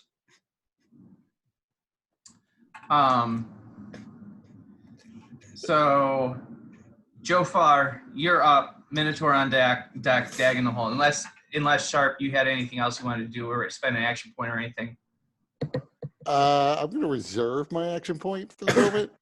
But I am, prepared to run in whichever direction Solana tells me to run. That's it. All right. So Joe, you're up. You're currently prone. Minotaur right over you. Looks like it is going to continue to smash that great axe down upon you. So use half my movement to get up. Right. Okay. And then just attack this dude. Okay. You get advantage on your attack. Oh, I like that. Okay, nice. I like it. Oh, that didn't help me worth a damn. 13. Yeah, that's a miss. All Just right. barely. Second attack. 17. That hits. 6 piercing damage. Okay. You slash. You're using your dagger, right? Yep. You slash into the Minotaur's chest, but its hide is really thick, and your dagger barely bites into his hide. That's disappointing. That's going to be tough to eat. Probably not worth it. You just have to hit it a few times with a hammer to tenderize it. And in response, as a reaction, it is you need to make a strength saving throw. Oh, okay. Oh, yeah. Okay. 7. Okay. So the Minotaur, with one of its free hands, grabs you right in the chest. Its hand is massive. It you're almost as if you're a doll. And it throws you into one of the nearby walls of the stone about 20 feet away, causing you to take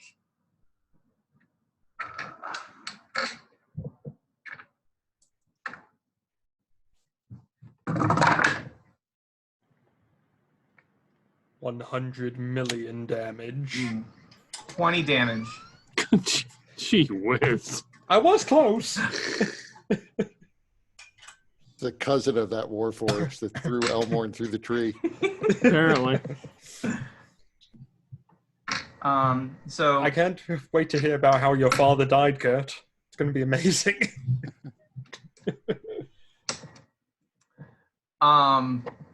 Fighting vampires. Little do we know, though, the vampires are all up in the room with Dag. and then so that was the Minotaur's reaction. Yeah, of course. And so and so now, as its turn, it is going to charge Jofar full speed with its horns. Okay. I can't wait until we fight something wow. above CRT. That actually, it might miss. 14. Oh, wow. It did. So somehow you manage to spin move or duck or something. Or faint and about collapse to the ground, and that's what happens. And the Minotaur's head and horns punch into the stone, and it sends cracks, and you can feel like dust spray you from this point of impact, and then the Minotaur kind of steps away, and it kind of goes like, and then it's looking at you with its axe ready to chop. And then, Dag, you're up. Solana on deck. Where at in the hole? Yeah, so I'll lean out the window and sling another stone at it, at the Minotaur. So from where you are right now, you would need to climb out the window, move towards the corner, and because they're right against the wall, that's the corner, you would actually probably have disadvantage on your attack. Especially because you also need at least one free hand to it's a two-handed weapon, right? Or is that only when I use it as a... It is a two-handed weapon. Yeah, so... And you don't exactly know what's going on out there either. You did hear the impact of the Minotaur. On my turn, hitting I the will wall. peek out to surmise the situation. And I'm a little lost about how high up I am. 20 feet? 40 feet? 25 feet. 25 feet up? Yeah, I'm not going down there. Sorry, guys. Let's see. You're about 10 feet. The window is probably about 10 feet from the edge. So you could climb out. Yeah. I'll do this. I'll just do it with disadvantage. Okay. Yeah, we can do that. Yeah. So I wouldn't get my sneak. I think I don't get my sneak if I have disadvantage for any reason. Right. All right. So it's something. But you have an action point, which allows you some creative maneuvering if you want to use it. How damaged does this Minotaur look? He looks like he can go all day at this rate. All right. So we're going to use that action point, and we're going to go down, climb out of the window, and we're going to jump with my hoopak with a point down, and I'm going to put my falling onto his back and try to hit. I like that. All right. So you'll need an action point to do this safely. And then I will give you advantage on your attack roll. All right. Here we go. 4 on the die plus 6. That's a 10. You have advantage. That was with advantage.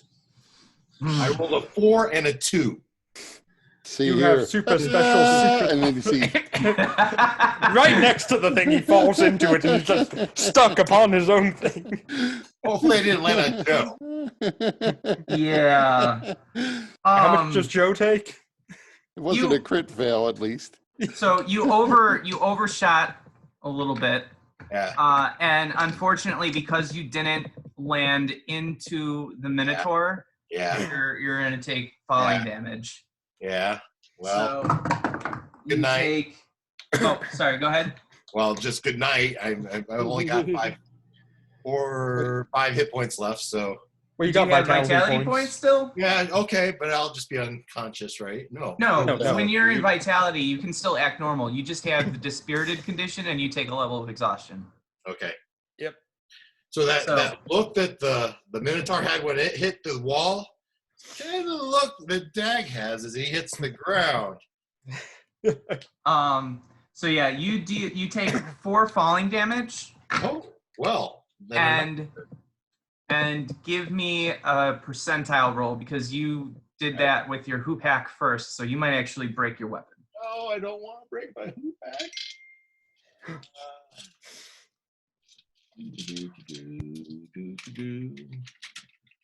All right. 49.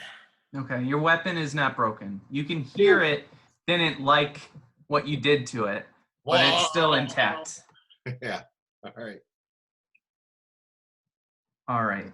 That would have been awesome if it had hit. Oh, I think I might have allowed that to even have been a critical. Well, I tried, guys. Yeah, it was a good try. Do I have any? So You still have your bonus action. I have my bonus action. Hide. You're above him. You can And hide. and you're and the Minotaur is probably about 10 feet from you right now. So you wouldn't draw attack of opportunity for moving. Yeah, I will move 30 feet away, or 25 feet away, In what direction? away from the Minotaur. Around Okay, the so corner just if I crossing. can. I don't know where I'm at. Do you want to cross the street or you want to go back in the tunnel? Back in the tunnel if I can. Okay. So you can get about 15 feet into the tunnel. Yeah, so I can round that corner again. Yeah. All right. You briefly see a flying gnome land miss. Halfling. Halfling. Flying halfling, yes. Gnomes everywhere are insulted. Gather himself, dash right around the corner again. Yes. Okay. Oh, no, you didn't. All right, Solana, you're up. Where Okay. at on deck? Sharp in the hole. Being that I can no longer see the were-rat, and being that I'm a female and naturally attracted to the smell of axe, I'm going to go towards the Minotaur. Okay. How far is the Minotaur from me? So first of all, as you do that, you draw an attack of opportunity. Yep, he's invisible. Wait a minute. No, you don't, because that was its reaction. It doesn't get its reaction until the start of its next turn. So you don't get an attack of opportunity, or take one. So you move towards the Minotaur. Yep. Can I reach it with my 20 feet of movement? Yes, actually you can. Oh, thank God. Okay, I'm going to start saving Zofar's life here. Because I have to. Oh, I'm just FYI, the street, the few people that were on the street have totally cleared out. Well, a bunch of cowards. This is good entertainment. They should be paying us to do this shit here. Okay. I'm just going to run up and kick the Minotaur in the snoot. I'm going to boop its snoot. And no, I'm not. I've decided completely to go against that. I do not You want to have hurt advantage the... on your attack roll. Oh. In that case, I'm against hurting this guy. He seems like a nice fellow. I don't want to harm him. That's an 8. And I got a bonus action. So let's do it again, because I'm that stupid. Well, good thing I have advantage, because that was a 1. Really? Really? You fucking dice. Okay. Does a 14 hit? I believe that is its armor class. Yes. So it does hit. Yeah, so I just missed then, as opposed to getting what could have happened there. Rolled 2 nat ones. I got 2 nat 1. Remember when I rolled for Scorching Ray back in the day and I rolled 3 dice at the same time and they all came up as nat 1s? That's how I'm rolling tonight. Yes. Did you throw those dice away? Apparently not. No, actually they're in a different box. All right. Yeah, so, yeah, that's going to do it for me. All right. So,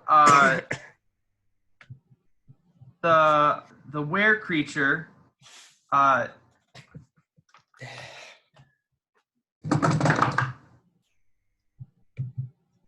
so, Sharp, your armor class, is it 20? Nope. Okay. So, Still no. Should be. Check. I think next round it is. Yeah.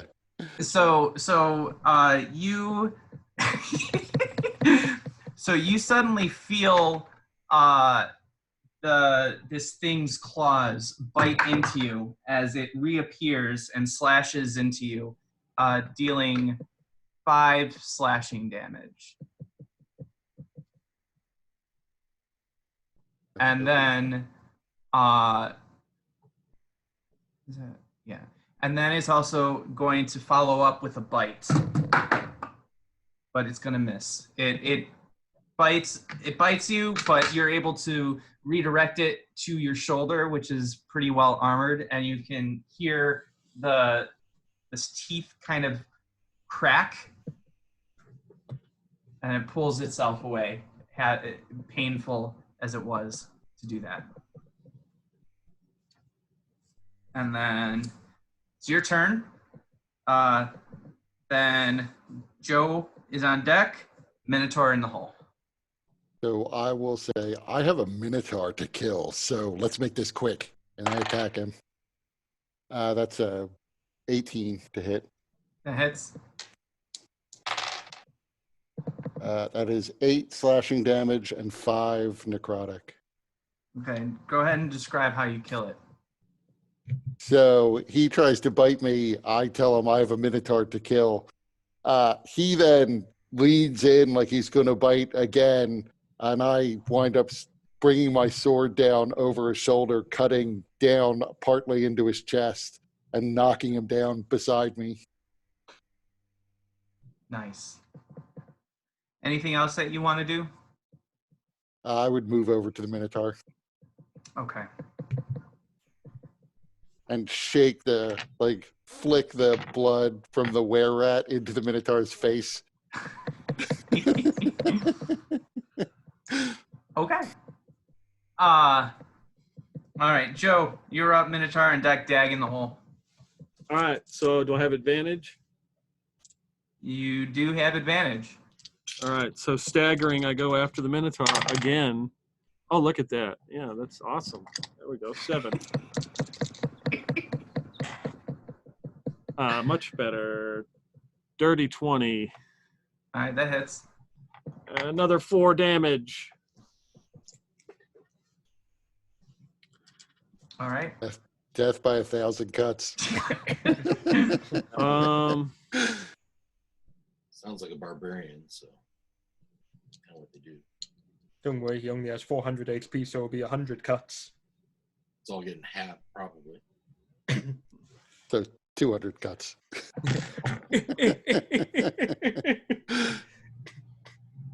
Yeah, that's it. That's all I can really do. Okay. It's going to continue to attack Jofar. Because it's like a bull that sees red on a matador. Tried to wear red today.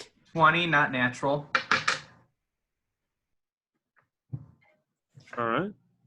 Uh,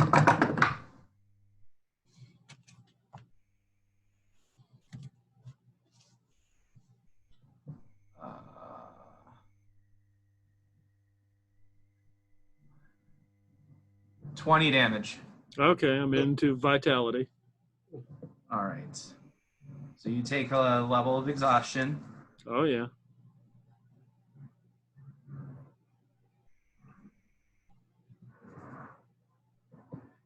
And then, Dag, you're up. All right, I'll come around the corner. And do I have advantage on this? Yes. All right, I'm gonna sling another stone at this guy, at the Minotaur. All right, 17 plus 6 is 23, and 8 plus 3 is 11, plus 6 is 17 points of damage. Okay. Crossing fingers. It doesn't even look bloodied. It's still up. It's a bit bloody. Up back around the corner. I probably still have mood. I think dashing up the wall is probably. I like that idea. So 25 feet up the wall. Okay. Back into that room. No, I've scared myself off of that. So I don't. Yeah, no, I'm just on the wall. Okay. Scary dark room. All right. Lovely Yonti ladies say, "Come back, please." Solana, you're up. Sharp on deck. Joe in the hole. Okay, well, I'm fighting a Minotaur, so I'm going to try hitting it first. Do we have hasn't advantage worked. still? Yes. Has it worked? That has not worked so far. Maybe a different strategy. Charm the Minotaur. Give it a Maybe he wants to be a friend. You don't want to be my friend. I don't have any friends. That's a 7. I don't think that's going to hit. No. You would have had a better chance making friends. I probably would have. That's a 3 and that's a nat 20. There you go. There we are. Dice All right. returned to me. And that's So now confirm, and you can roll with advantage on the confirmation. okay. That's a 24. 5 to hit. Okay, so now roll your percentile. Percentile, one of you, one of you. 99.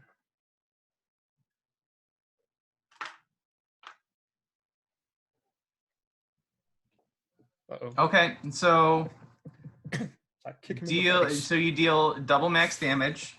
Okay. 14. But you hit the Minotaur, and you notice that it is like it's kind of wobbling on its feet, but it turns to look at you, and then it grabs you. Uh-oh. Give me a strength saving throw. Oh shit! Yeah. No advantage, right? No. That's a 11. Okay. So he throws you, and as he does, he also hits Sharp. So, or he goes to hit Sharp with you, basically. Natural 20.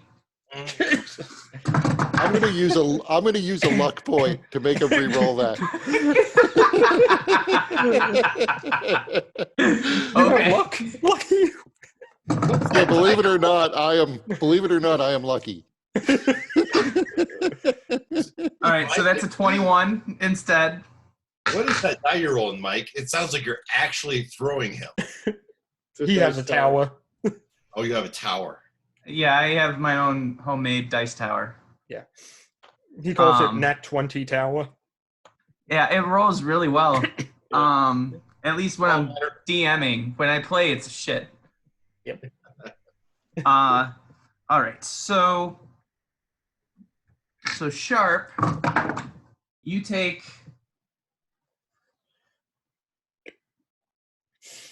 9 bludgeoning damage, and then Solana, you're thrown.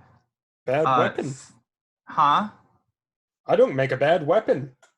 Yeah, you're thrown 30 feet away. You land prone, and you take 8 damage, 8 bludgeoning. Hi, Vitality. I missed you. All right, so I'll be you're there. at I'll be 3 there with you levels of soon. exhaustion. Yay, triple exhaustion. I'm going for 4, guys. I'm going all the way. 6. What did you say, Kurt? I said I'll be there with you soon. After I get hit again. So Sharp, you're up. Unless Solana, did you have anything else you were doing? No, I think that's fine for now. I'm gonna move. I'm prone, correct? Yes. So if I get up, I can then move 10 feet closer to him again, so I can get to him next. Okay, let's do that. Just use your bonus action to contemplate your life choices. I'll use my bonus action to fist him. Disadvantage on everything now. Oh boy. All right, Sharp, you're up. Joe on deck, Minotaur in the hole. So how bad off does the Minotaur look? Because I'm certainly looking pretty bad. It's looking pretty bad, although it looks like it's wobbling much worse than the wounds it's taken suggest. It's just dizzy from using Solana as a weapon. Solana's last attack really did something to it. No idea what, but it did something. Yeah, it got you thrown and almost got Sharp killed. Yeah. I will attack. With advantage. That's a nat 20. All right. If it picks me up and uses me as a weapon. That's a 25 to hit. All right, roll your percentile. It's 29. 26, sorry. All right. So you cleave through one of its horns, knocking it to the ground, and you deal double max damage. So that's 26 damage. Okay. So in addition to cleaving through its horns, you follow up with another slash right through its face, cleaving into its skull and exposing its brain case. And I will say, oh, please be dead. Please be dead. Yeah, it goes limp after that. Just FYI, so everybody knows, the effect of Solana's attack, regardless of how many hit points it would have had, it would have died at the end of its next turn. Oh, I Okay. stab it for good measure.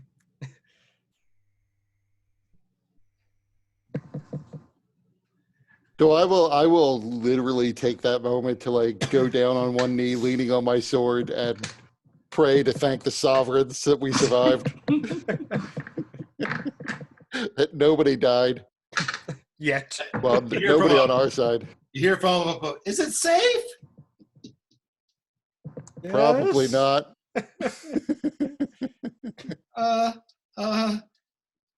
And Dagger climb down and come over. He's gonna want to search the body. Yep. Okay. I would search the were-rat. So the were-rat is carrying, among other things, the thing that's most interesting is a very strange looking coin. And let me see if I can find.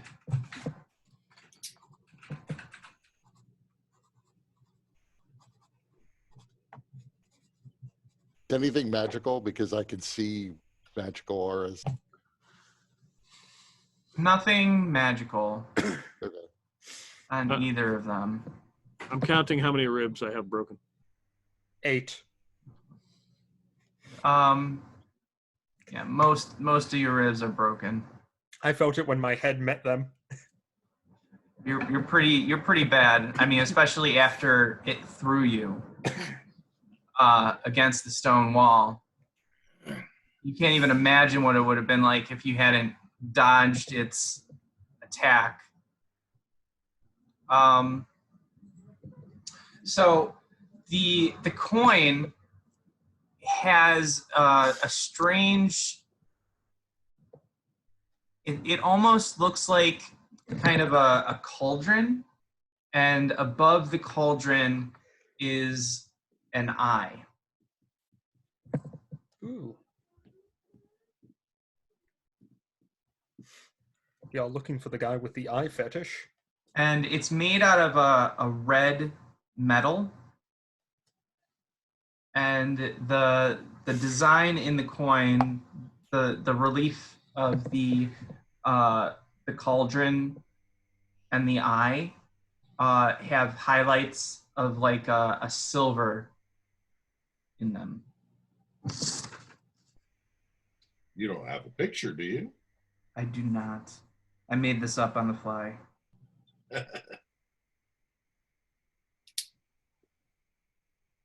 So I'm gonna flip the coin to Dag and then say, does that mean anything to you? Why did they decide they wanted you dead, by the way?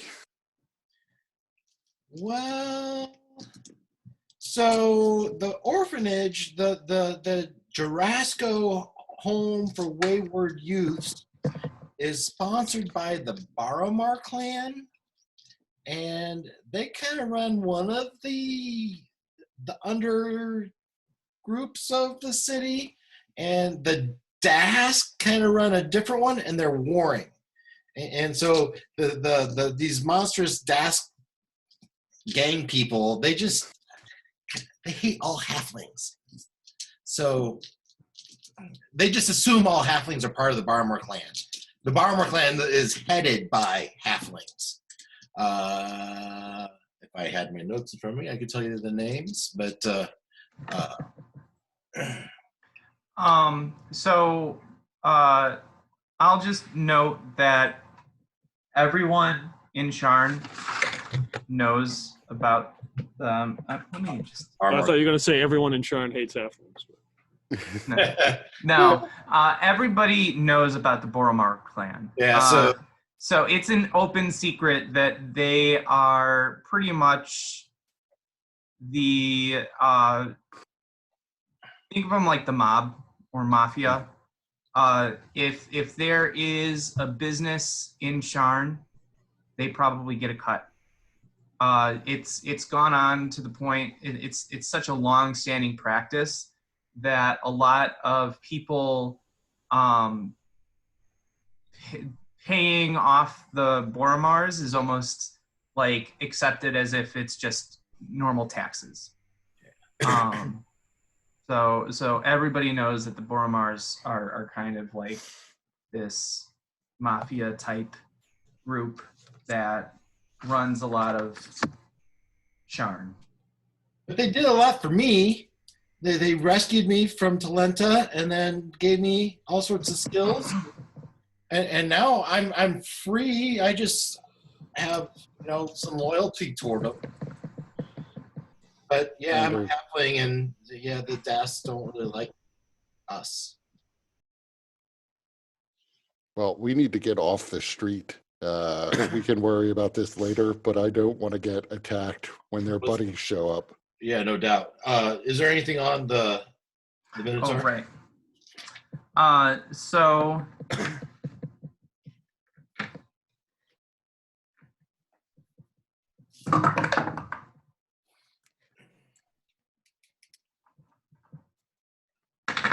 you find 10 dragons on the were rat, in addition to that one coin.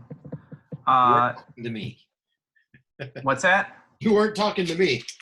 And well, the Minotaur himself has 12 Galifar on him. All right. And then there's also the giant great axe that he was carrying. It's probably taller than I am, so. And you know what? Actually, Sharp, you do see something magical. Let me figure out what it is.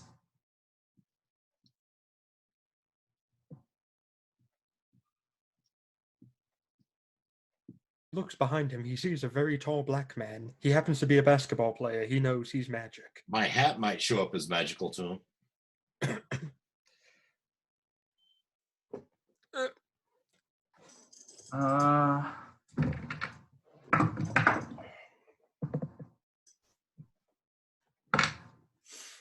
So your magic sense is just always going? That's a pretty cool talent. It is essentially like I just have detect magic on all the time. Wow. How do you get that? Your warlock? Warlock. It's a warlock ability. God, I'm not even needed here anymore. I'll just leave then. Fine.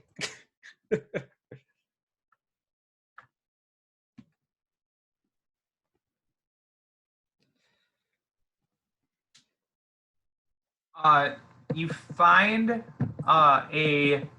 the were rat is also carrying a small sphere of thick glass, weighs about a pound. I'll put it in a pouch. You can figure out what it is later. For right now, what is the best place, Silhana, for us to rest? Should we go back to the soup kitchen, or is there somewhere else we can go? Where's this neutral ground where we can't be attacked? It's called the Shamakar. It's not too far from here. And it's a place where no one's allowed to attack anyone else. Great. Let's get to the Shanana.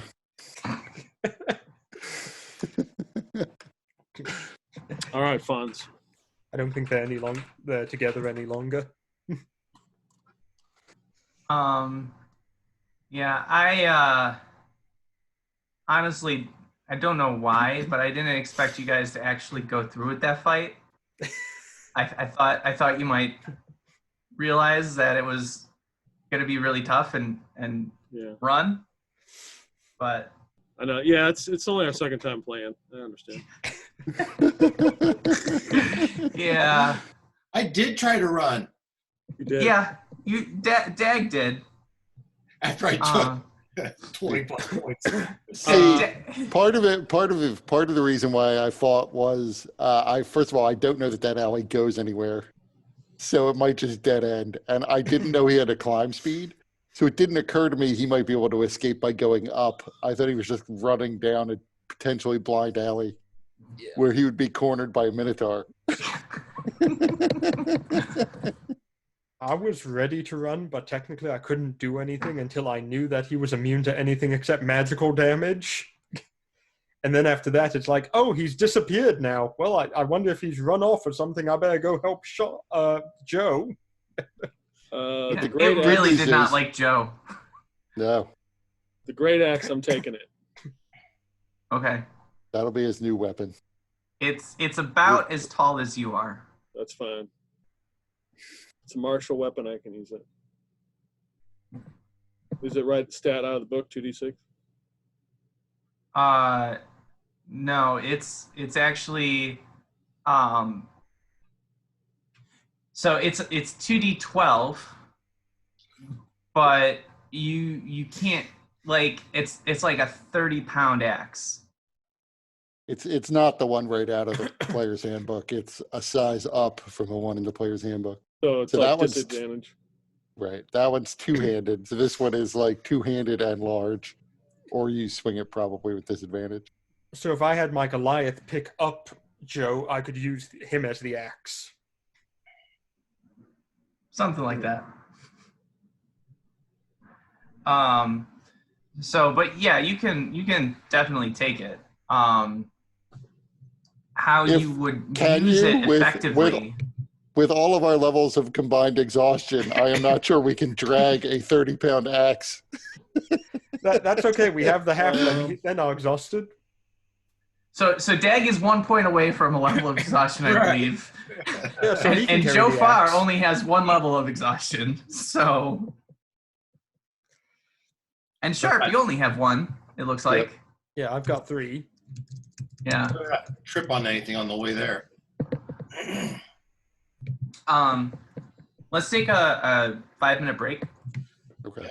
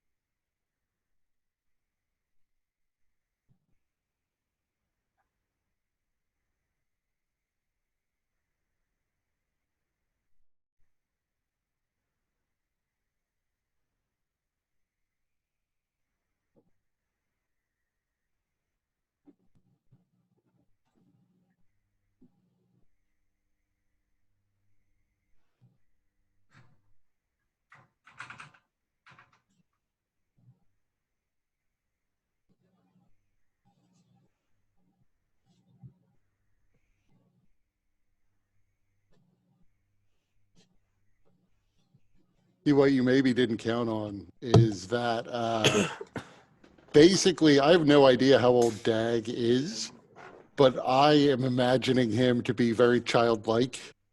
So he falls into that same Sohana category. The Warforged was more just I just What are you didn't like it, Yeah. and I figured I almost certainly knew of more Warforged fighting for Ondair than for Thrain. Mhm. So I probably have somewhat, I consider them to be sort of anti-Thrain good guys. Yeah. That's fair. By the way, you had a birthday, Kurt? Tomorrow is my birthday. Ah, happy birthday. Happy Thank you. early birthday.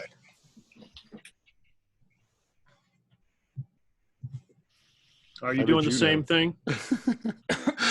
Working? No, Yes. no. You did a whole thing with the rescue. Which whole thing with the rescue? You said send money to old dog rescue. I'm Oh butchering yeah, that. I am off Facebook. I am Yeah. happier for not ever looking at Facebook. Yeah, that's kind of Yeah, I probably won't do anything on Facebook. You know, Okay. last week, 2 weeks ago, I had a gal I went to high school with. Haven't seen her in 30 years. And she put on there that she had breast cancer. I would not have known that if it weren't for Facebook. Oh, yeah. So I'm just one of the few people. I love Facebook. It keeps me in contact with people I don't see ever, up to date, and we can all support this our old friend. So there's good and there's bad. I guess that's my point. I got those friends that are overly religious or overly political. They're annoying. And I don't know any of you, so some of you may be that way. I don't know. No, we're pretty sane. I mean, As except same as for, D&D role players can be, I suppose. So- except for Peter, he's always going on about the Bible and how we need to follow it more often. Yeah, but Yeah. everybody in the Bible, his Bible is replaced with Dobermans. It definitely makes it more interesting, I think. I mean, I just found that I do have a bunch of friends who get overly political on both sides, and that gets Yeah. tiresome. But I just found that, like, for a while there, I was like losing 2 hours a day to just going through things on Facebook, and it wasn't really making me happier. So at one point, I was just like, do I really need to go back to this? yeah. I deleted it off my phone. So I mean, it is true that I did reconnect with a bunch of people, but for the most part, to the extent that I really care, I'm still in touch with those people off of Facebook. And then a lot of the people, it's like, oh yeah, that guy from high school who I haven't talked to for 30 years, but now I'm going to follow his life day to day. There's nothing wrong with that side of it. It's just it was a time sink for me, and I didn't need it. You're not alone. All right, Now everybody ready to get? now I waste time on Reddit. Way oh better. my god. Oh, God, no! That's so much better. Oh my god.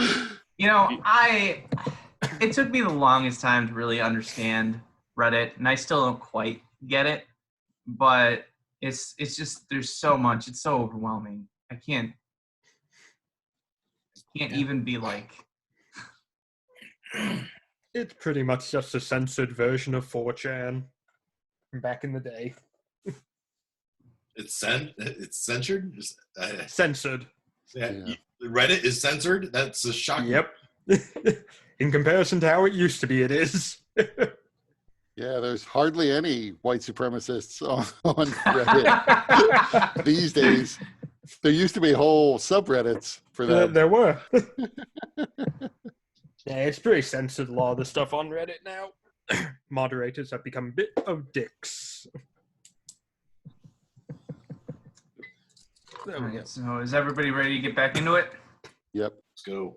The Great X is what does 2d12. And it's Yes. disadvantage if I try to use it? Yes, and you wouldn't be able to use it more than once. Right. One right. attack per, Yeah. even if you have extra attack. Okay.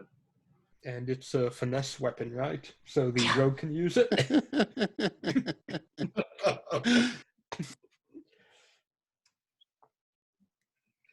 Maybe I can Alright. sell it or something. I don't know. I'm just going to take it.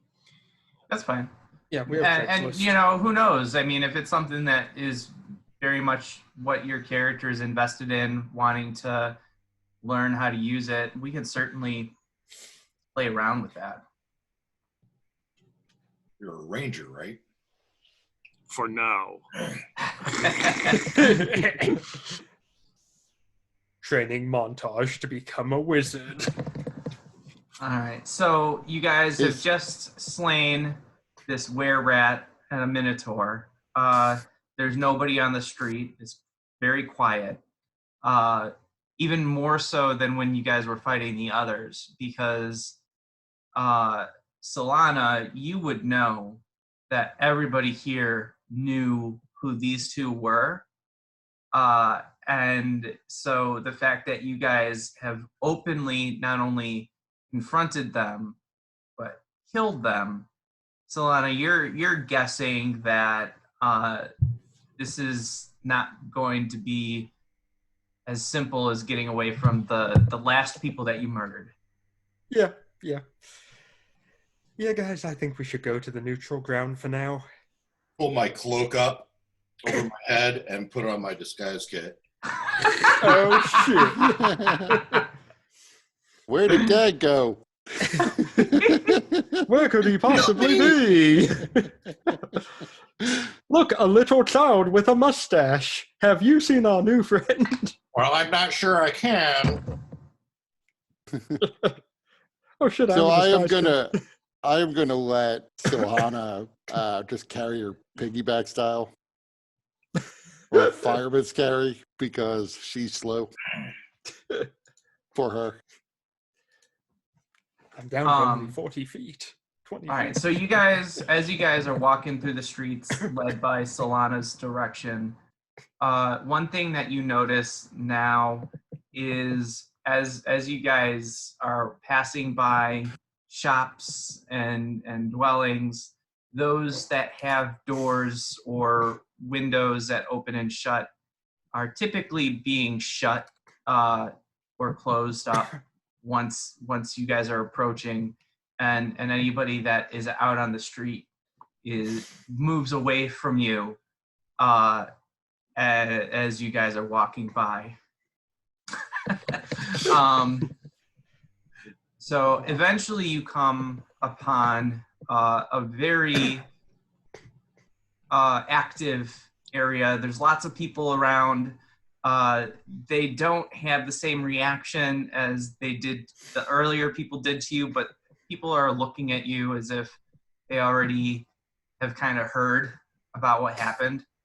News travels fast down here in the cogs. Oh yeah. They use the Italian grandmother network. They've got it's like a series of the Lord of the Rings signal fires go up as soon as the fight's over.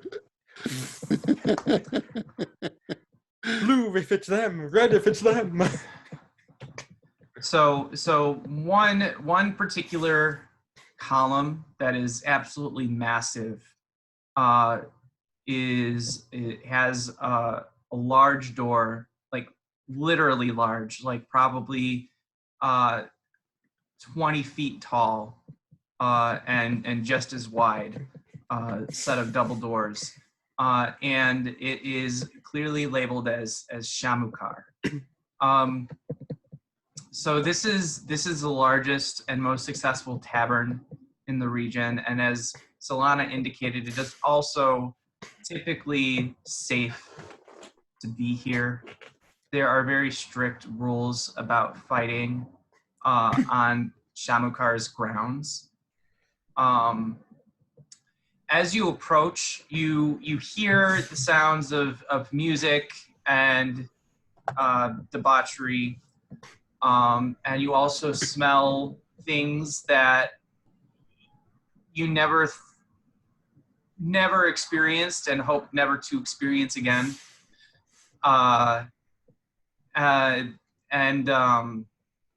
You see a number of creatures coming and going. As you walk in, you see ogres, gnolls, minotaurs. You even see at least one Medusa sitting by the bar, who's blindfolded and relying upon the snakes writhing on her head to see.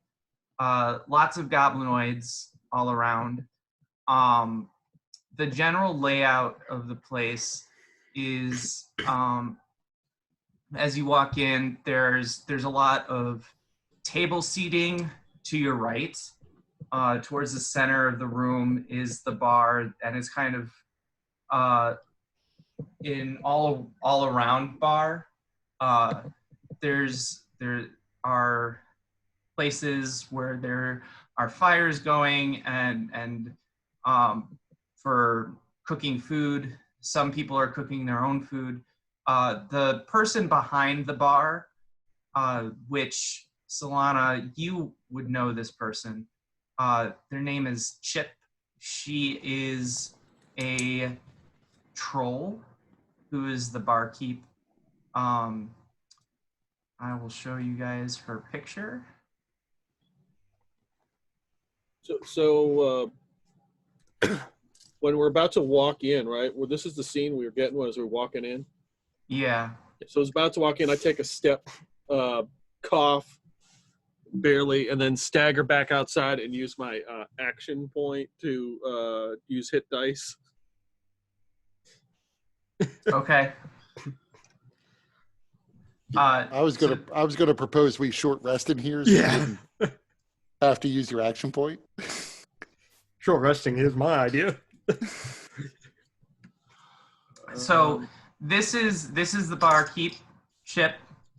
She is a troll. One thing that you notice is she has a broken tusk, and although it's hidden by her, it's largely hidden by her hair. You notice that one of her ears appears to have been burned off. Solana, you know that she is a no-nonsense broad that really makes sure that people are following the no-violence rule here at Shamukar. Okay. Then there is, walking through the kitchen door, is the cook. And I will show you a picture of the cook. Okay, everyone, if you wish to survive in here, there's one thing you need to know. Don't eat the food. What was the name of the establishment? Shamukar. Shamukar. Someone post that. This is the cook. You can see Which one? from both of them. They one? largely deal in Mongolian barbecue type style of cuisine. Do they barbecue Mongolians? Yeah. And their name is Squid and Rook.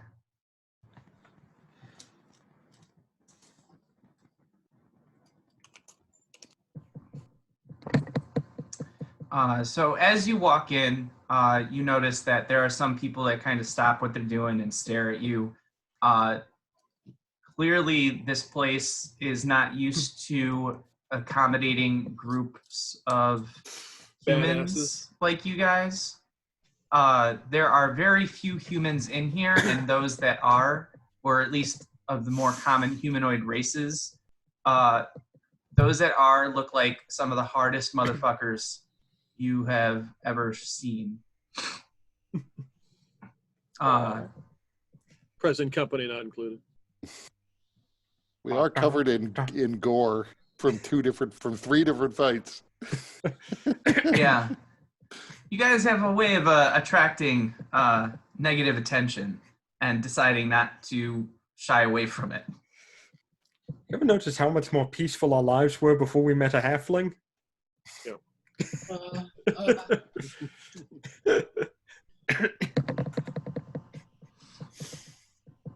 I'm not a Halflings are known halfling. I for don't know what you're talking about. So I'm Before going we met an to Italian plumber. try to ignore the stairs and just stride in and find a table to sit at. Yep. All right, so let me share with you the general layout of this place.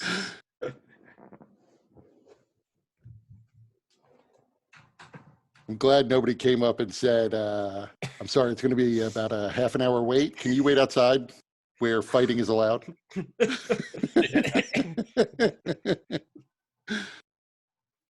So says the orc in the tuxedo. I'm not dispirited anymore. I don't care. Did we take a short rest? Are we done with that? No, you I guys think have we're not taken a still- short rest yet. trying to. I'm trying to load up the Floor plan of the layout of this place. He's rolling up to see how the fight in here is supposed to take place. The bar brawl.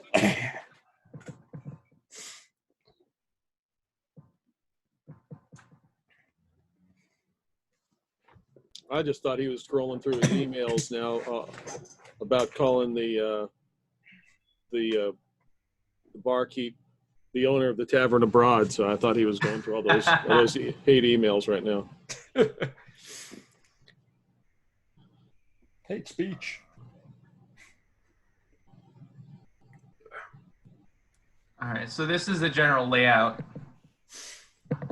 of the tavern. Yep. Okay. So you got the bar here, where Chip is. And Squid. Squib and Rook are coming out this Oh, okay. way. Okay. The putting out food for some of the goblin or bugbear servers.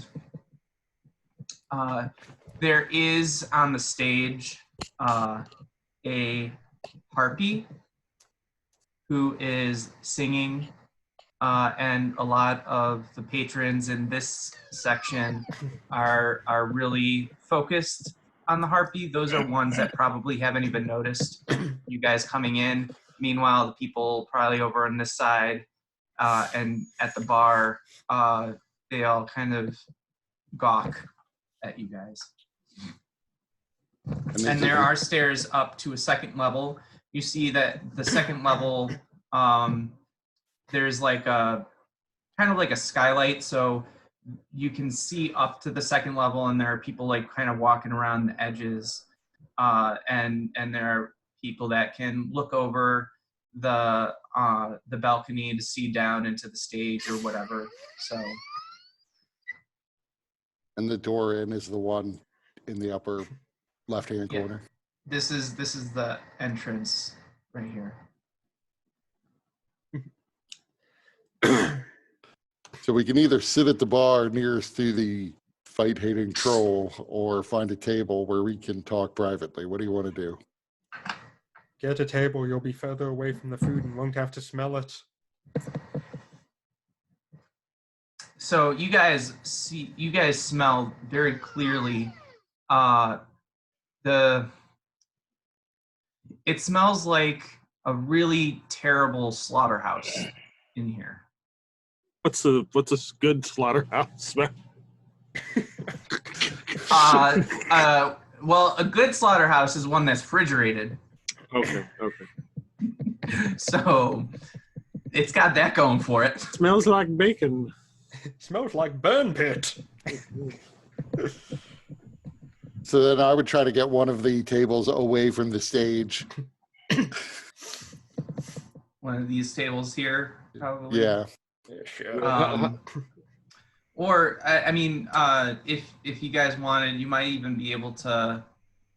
Well, actually, one of these tables is probably the best bet, Yeah. Grab a corner table. because these are more like banquet tables, and this is more like a private room. So Unless Yeah, you what- guys wanted to go up to the second floor and see what it's like up there. Yeah. I prefer to stay on the ground floor in case we do need to escape.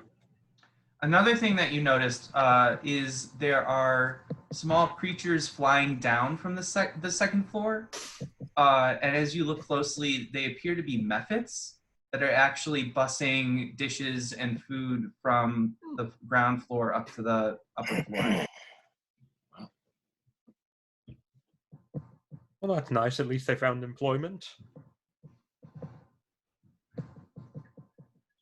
So we're gonna go sit down. Yep. Let's take the corner table. So yeah, as Joe Farr walks up to the table, he pulls that huge great axe off his back, and as he has walked in, he's got his dread helmet on, kind of eyeballing everybody, and then he drops that great axe onto the table to make a loud noise. And then I'm going to roll. And I failed because I tried to sit down without wincing in absolute pain from my broken ribs. Which table did you go to? Yeah, I guess I'm all by myself because y'all probably didn't follow me. So let me. There he is at a banquet table all by himself. He goes over there. I go the opposite corner of the room. So No, that's not what I do. He lies. So this table is probably free, and this table. I like that one both better. free. I like that top one. There are people sitting at the other ones. At this table here, there's a couple of people gambling. Looks like some kind of dice game. And then there's one person at this table just sitting by themselves, kind of eyeballing you. And then there are here at this table looks to be some kind of couple. Aww. Are there any half orcs? No half orcs, but there's a couple of full orcs. Okay. Duh. Are you trying to get your orc on? No, just. Hello. Uh-oh. The orcs heard you. All right, so you guys sit down at one of these tables. It sounds like you guys wanted to sit at this table. Yep.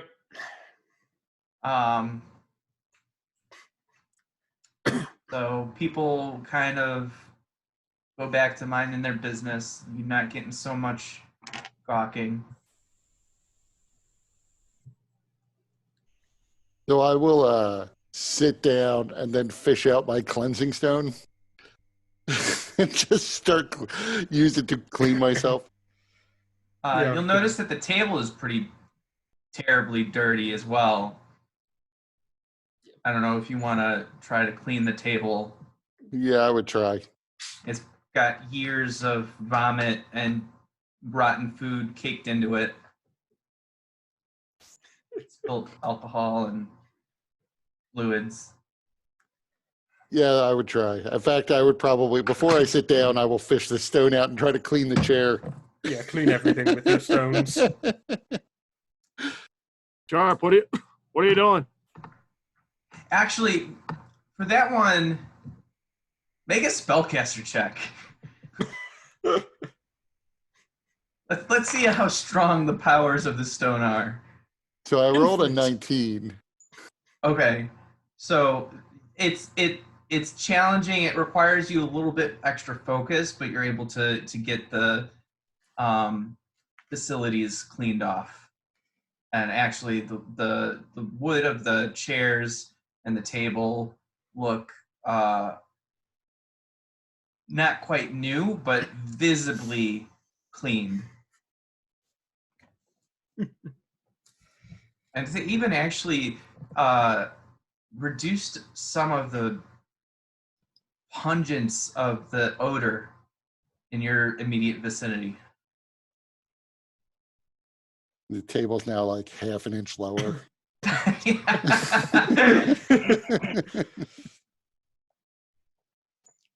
No one's even commented on all the shit on the floor we've been walking on. So I will then sit down, and I am really short resting, so I'm hoping they're not quick with the service, but waiting for someone to come take a drink order. Yeah, they're pretty busy right now, and they don't seem to have any hurry to actually come and provide you with any kind of service. But they do. But eventually, one of the method servers does come by, and then says, "So what you want?" Solana, what would you recommend as drinks go in this place? Well, pretty much anything is strong, so go with whatever they got. That's going to knock you on your ass flat. Do they have anything that's not strong? The singer? Well, we got water. I mean, if you want water, we got water. I think we want alcohol. And water. All right, we got the little woman of water. What else do you guys want? We got beer or spirits? Spirits. Spirit, please. All right, we got, let's see.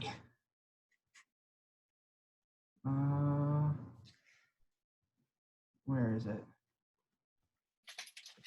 All right. So three shots of the brain sledge.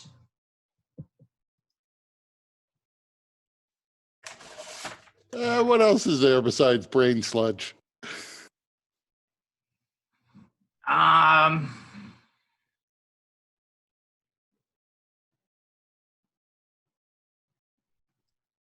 Well, brain sledge. We got some moonshine. If that's too if the brain sledge is too hard for you. Moonshine sounds fine for me. Yeah, I'll go with the brain sludge. What about you with the eyes? I'll take a beer. All right, one stone piss for you. Yeah, sounds good. All right, so it flies off. Probably takes about 10 minutes before it comes back if you guys want to do anything before it comes. Yeah, I'm going to start studying that glass sphere. See if I can figure out what it is.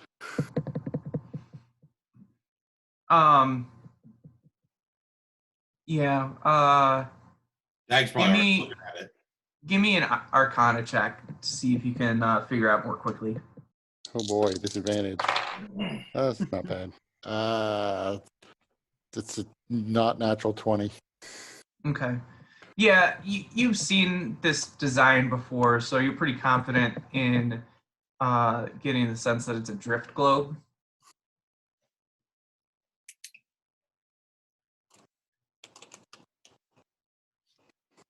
That might be useful. Yeah, so using the drift globe, you can use it to create light. You can even use it to replicate daylight. And it'll follow you around. So it's basically a torch that you don't need to use your hands.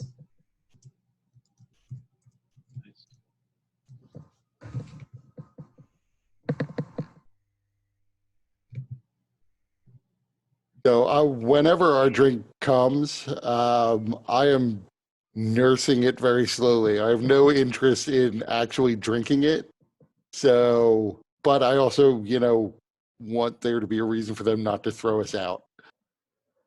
So I may every so often pretend to take a sip and not actually swallow because I am not sure what's in any of the stuff here. Yeah, it smells very strongly of very potent alcohol. For those that went with the moonshine, So I think that was me. Kurt. You did the moonshine. Solana, you did the brain sledge, and Jofar, you got the stone piss. So the moonshine comes. It's almost like a cup. It's not even a shot. It's a cup of moonshine. The brain sledge is actually it's not even a full shot. It's just a thimble. Yep. And then the stone piss came in a large mug.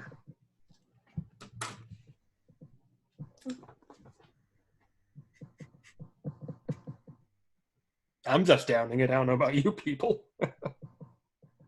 Can't even believe they served you, Solana. They didn't check your ID. I told you before, I'm not 7 years old. Why do you keep thinking this?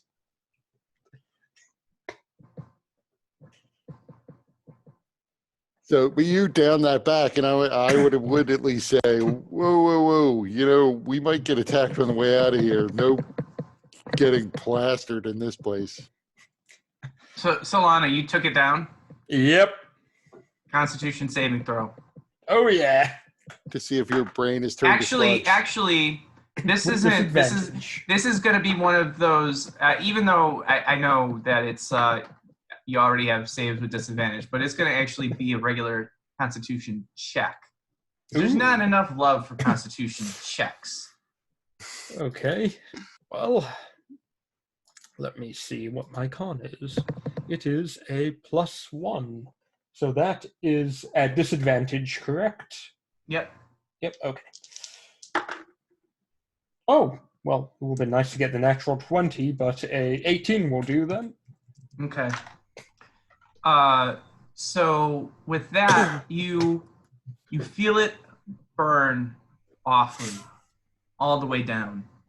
And it's a burning that doesn't go away. It just kind of spreads out from your stomach, and not completely pleasantly. And you feel it like almost want to come up, but you're able to hold it down. And you do already feel like your tongue and lips are numb. That's just how I wanted to feel right now. And I'm going to take my short rest. Maybe tip the harpy when they delivered the drinks a nice, I don't know, full sovereign for leave us alone a little bit. So when she comes back, she says, because this is not a place that does tabs, so your total is. Wait a minute, are you guys still seeing the Bar. Layout. Okay, so you didn't see me it switch. No. Nope. Okay, cool. I don't want to be giving things away like I did that last video. Can't let the people at home know the price of these drinks. That's right. They're grossly Well, overpriced. I went through a couple different windows. So The house's markup is like written right in his notes. They would know that this stuff is actually dirt cheap and we're being gouged. So between the stone piss, the brain sledge, the moonshine, And most and the expensive water. water. How How does the water look? It's clear. It's not terrible. It definitely doesn't taste completely fresh, but it doesn't taste rancid or anything. So between all those drinks, it is 3 Galifar and 7 crowns.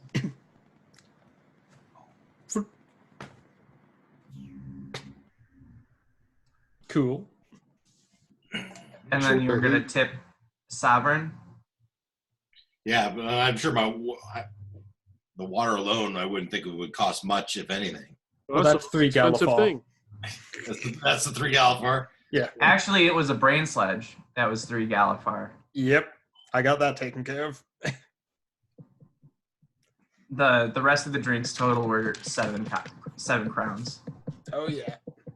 Oh wow, jeez. So the sovereign's a nice tip. Yeah. Yeah. So the method goes away, doesn't seem to bug you for a while, as you request.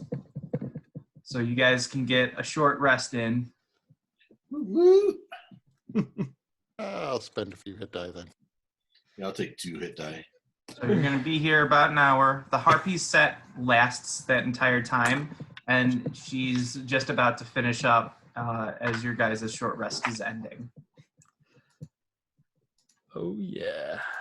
155 minutes long. It's just solo. Most of it's just guitar solo, the whole fucking thing.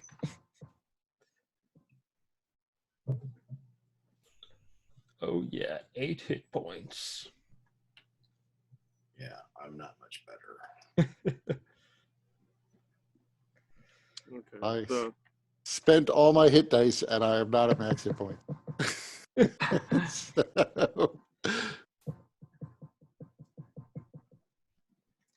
On a bright note, we do have healer's kits. so we have hit dice equal to our level, right? Right. Correct. Okay.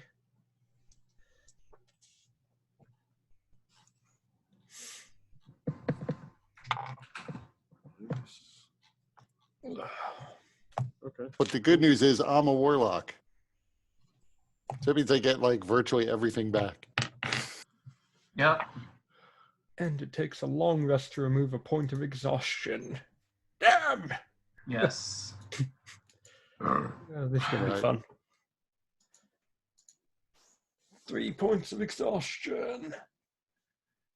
Yeah, it's going to take I'm you still a sort of while. imagining that somebody went back to the bar and was like, they need a water. And so somebody took a cup and went into the bathroom, came out with their clean glass of water. Hey, if they're coming out and it's clear, that means they are properly hydrated. Hydrated, that's correct. Yeah. Yep, they're good. hydrated. They're good. So did I everybody was spend all of just their hit dice? envisioning them dunking it into like a toilet. Yes, I used Yes, 4 I hit spent die. all mine. I used all mine. And then Jofar, do you have any hit dice left? I have 1 left. I used 1 on that turn. Okay. Got none.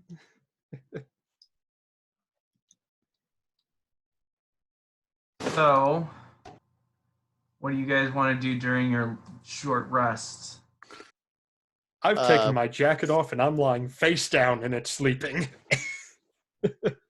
So I am pretending to drink my drink, occasionally put my drink like under the table and pour a little bit out on the floor. It's not like they're going to notice. If anything, I'm cleaning the floor. Dag positions himself so he can watch the dice game on the table and the next table. It looks very similar to a dice game that you are already familiar with, but it does have a couple of different variants that you're trying to figure out exactly, like in terms of their scoring. That's occupying his curiosity for the hour. Okay. For some reason, they keep using 2d6s to roll skill checks as opposed to a d20. It's a weird fucking game.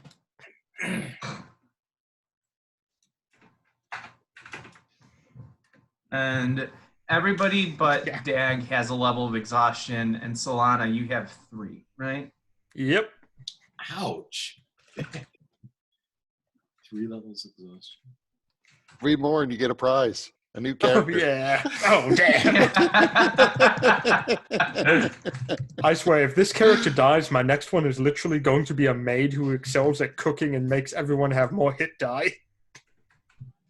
I don't care anymore.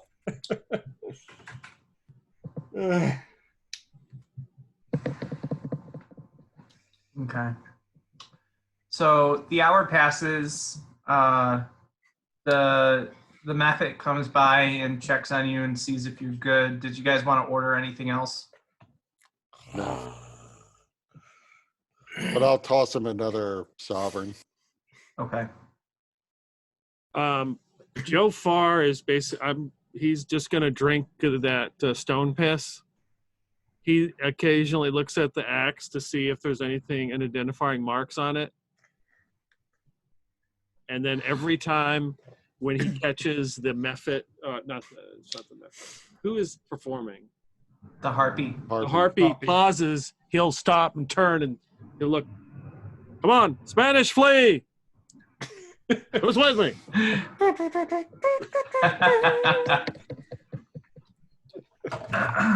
No one recognizes this axe. A big restaurant bar like this with a street performer that was might have been popular. I mean, Pretty sure he stands out with an axe that's as tall as he is. Well, he kept it so hidden when he came in. I'm sure no one noticed. How do you hide that? Just put like your hands in front of it, in front of the head. It hides me. If you're standing behind it, you get advantage on sneak checks. Wait, what? Who's got the game show music playing? It's Spanish flea. Spanish flea. Oh. Her battle that in the Tijuana Blast. Thought you would have asked for Freebird. No, not Joe Farr. No, what are you talking about, Sharp? Not gonna have him play that hippie music. Why do you think we got problems here? Thank you, So- pause scene. So what you do notice about the axe is the handle is made from ironwood. You, being a ranger, would recognize that it's ironwood probably from the Eldine Reaches. And the metal of the axe is kind of like a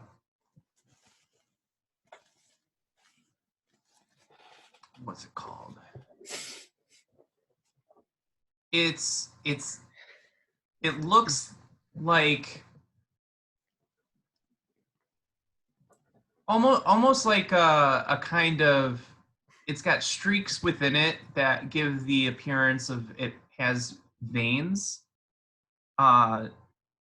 that interchange between like an adamantine or even a mithril at times, like just depending on where it is. And the edge is made out of the edge is crusted with what looks to be Rhyadran crystale. So it is a very sturdy axe. And when you swing, and if you become attuned to it, it cures exhaustion, right, after an hour? Oh. What's the curse on this axe? Well, I'm sorry, you're gonna have to put that in the chat. What the hell was that? Reagent? What? What's these fancy science words? So Rhyadra is, so in Precarious, there is that the whatchamacallit. Why is my chat bar not getting bigger? Come on. Where? No. They got pills for that. We can help. You need to stop sharing your screen. Maybe I do that. There we Share go. it with everybody. Okay. So Rhyadra is the country within Sarlona where the Chosen are, and there's a huge community, Rhyadran community in Precarious. And Rhyadra is like D&D North Korea. Oh.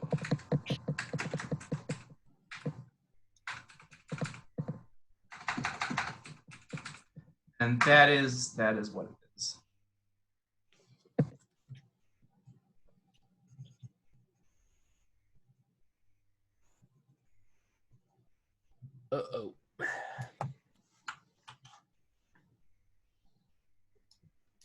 Do I have any idea what this thing's worth? I mean, the materials that it's made out of, it's not just an axe. This is could almost be considered a work of art. As well as being incredibly deadly. It's probably worth a lot, but it's also makes it very clearly and easily identifiable.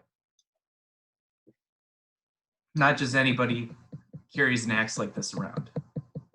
Okay. Precisely why I put it on the table and made a loud noise so they know. Burning red eyes and a Ryaedra axe. Everyone is going to know you. That's right. They know what time it Maybe is. we can put Dag's fake nose and mustache on it. What do you mean? It's a longsword. Can you tell?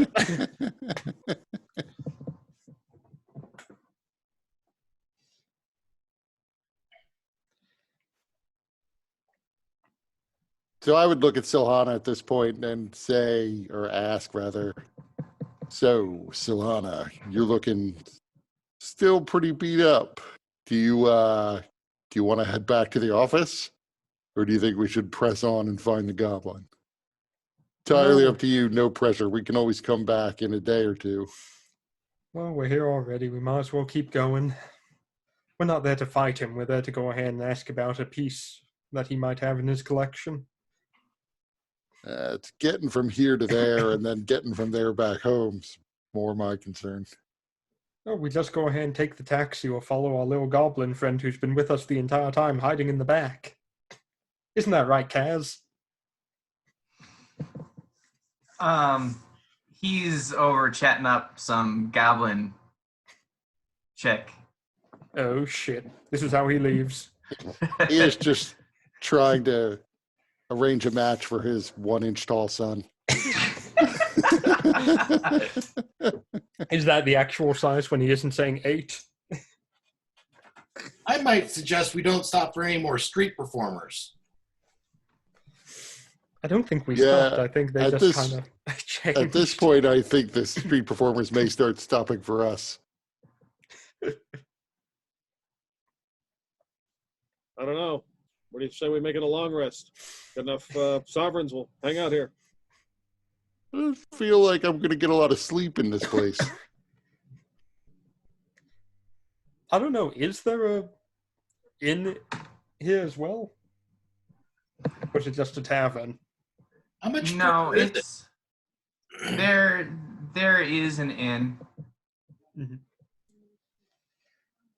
Because once again, because this is a place that's typically considered neutral ground, there are a lot of meetings that are conducted here, which means that there are people that might have to come from different places and have somewhere safe to stay. Well, if we're up for resting for the evening, or day, or whatever time it is, we don't actually know because we're underground. What time is it? Well, I know because I have keen mind, so I know the exact time to the hour. But Well, what time is it? It's time for another stone piss. Mine's empty. By now, it's probably like 8 p.m. oh, it's your bedtime. And Jofar, you want another stone piss? Sure, why not? All right. been a So rough day. then it's another 3 crowns, That is equivalent to 3 copper. Right. Okay. It's easy to remember because they all start with the same letter. Oh, okay. Crowns, copper, sovereign, silver. The only thing is and then gold is Galifar. The only thing that's different is platinum is dragons. Okay. I was wondering what dragons were, but I was too proud to ask. What do you have on him? Like 4 dragons or something? 3 dragons. 3 dragons? Holy shit. Guy's loaded. He was So apparently a very, very beloved street performer. Everyone liked him.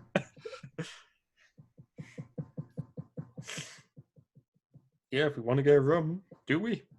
Long rest. Dag, give me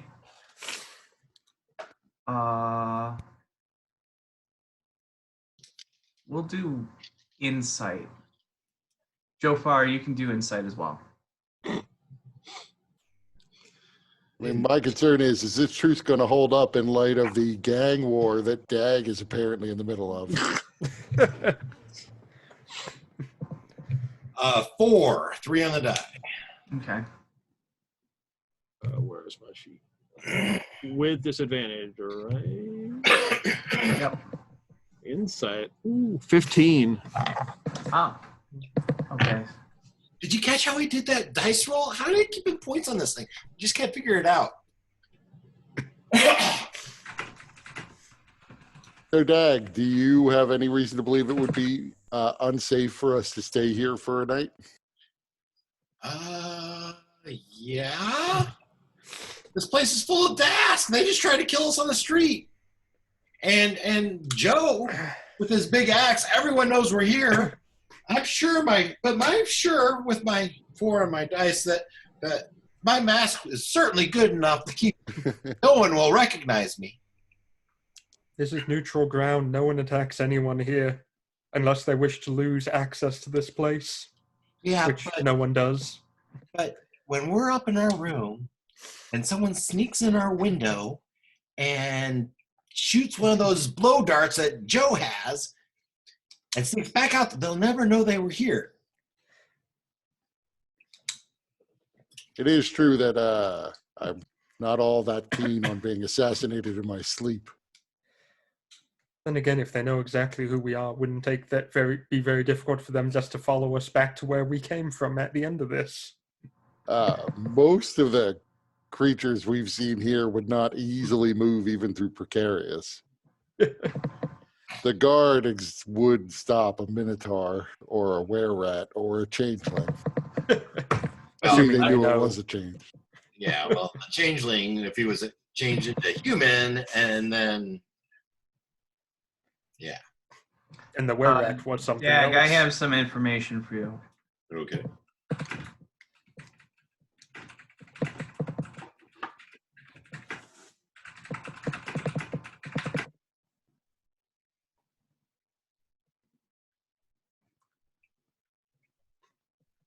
Uh-oh. That should appear in my chat window. Where does that appear? It'll appear in your chat window. It'll appear psychically. Oh, shut the up. You don't really know any of that. That's not what he said.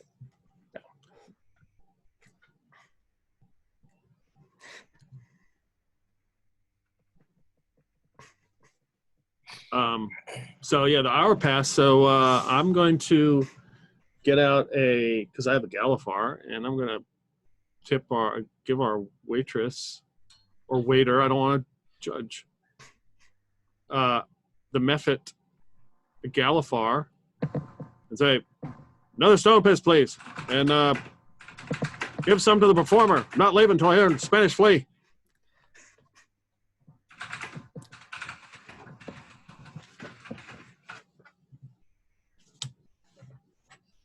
I got So it. assuming the method is honest, that is 1 crown for the performer and the rest for the method.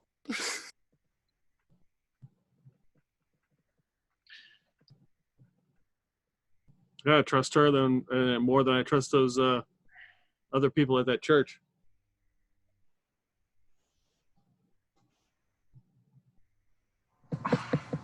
Just because of your anti-religious bias.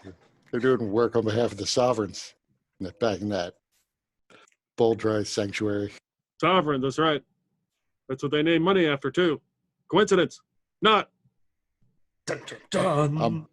I would imagine it isn't a coincidence. They probably named the sovereigns after the sovereigns. That's right, and it's money. Right. They named the money after the gods that they worship. Of course I did. That's how So- they get you. We agree, damn it. You tipped the waiter, waitress. It's unclear the Mephit's gender, or if it even has a gender. And then what else were you guys doing? Well, I think Joe was trying to have sex with a harpy, but I'm not sure. No. No. That would not be good. One of Joe's ex-wife he refers to as the harpy. I thought it was her. That could be ex-wife number 4 up there on stage. Yep. Wait, how many ex-wives you got here? Depends on how many characters I need to play in that other game.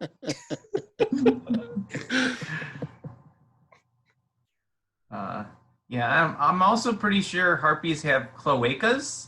So Well, that's never stopped him before. no, I suppose not. Gotta think outside the box. Oh God. What are we doing, guys? We gonna get a room here? I'm in favor of, well, I guess there's a practical question. Since we sort of kind of know where we're going, is it like a lot shorter of a distance between here and the Goblin's place than it would be if we had to come back later?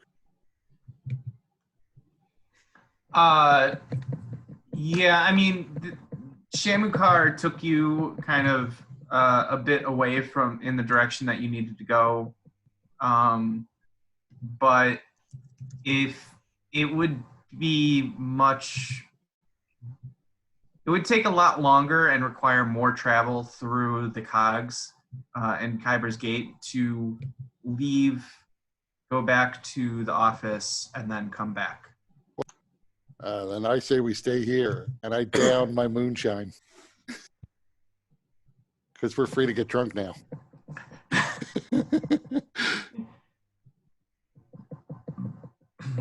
Well, I'd want someone to keep a watch at the. We gonna get one room? Or we gonna get 2 rooms? What are we gonna do? I was thinking we'd get one room. One room for the 4? I Yeah. would think we'd want to keep watch.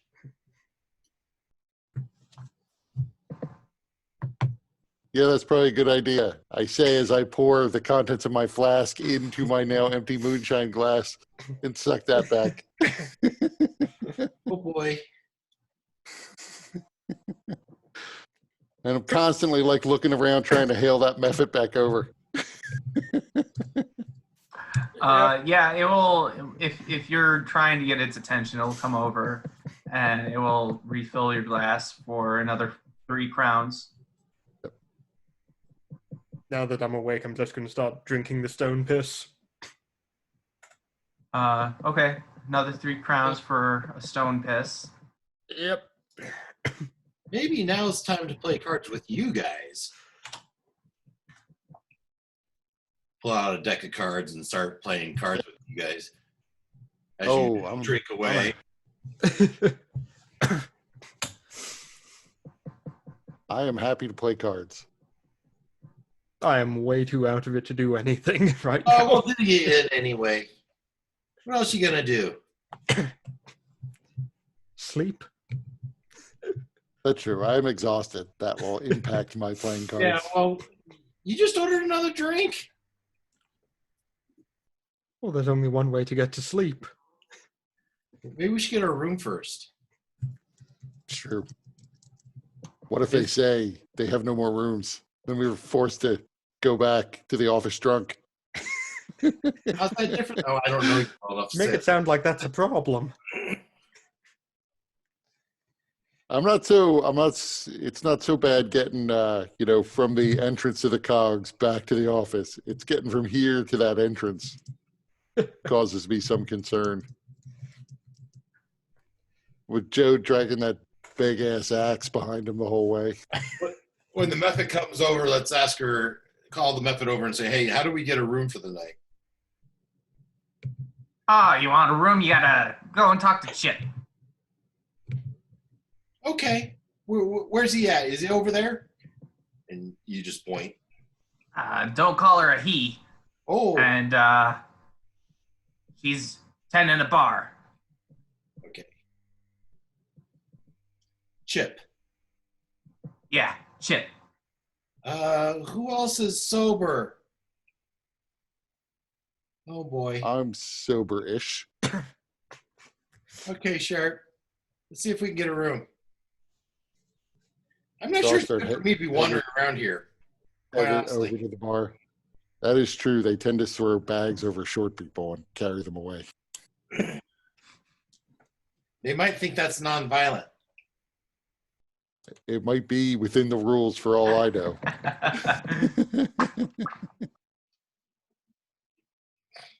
So I'm going to head over to the bar. All right. So how do you try and get her attention? I mean, at first, given that she's a giant troll, I probably would sidle up to the bar and like wait, expecting that like a bartender, I will get some attention. Mm-hmm. If I do not get attention within a minute, I will start like physically gesticulating. Yeah, you get the sense that she's kind of avoiding eye contact with you for a while, but then once you start going out of your way to draw her attention, you can hear her kind of go, ugh. And then she kind of lurches over and says, "What?" I need a moonshine and a room for the evening. You need a room. Yes. How many? Just one room. No. How many people? There will be 4 people in the room total. You're over there with that group.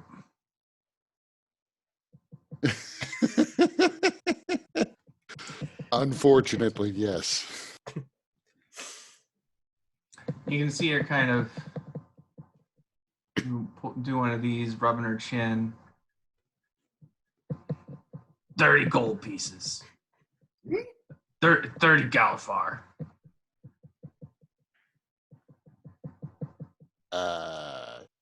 Is it always that expensive?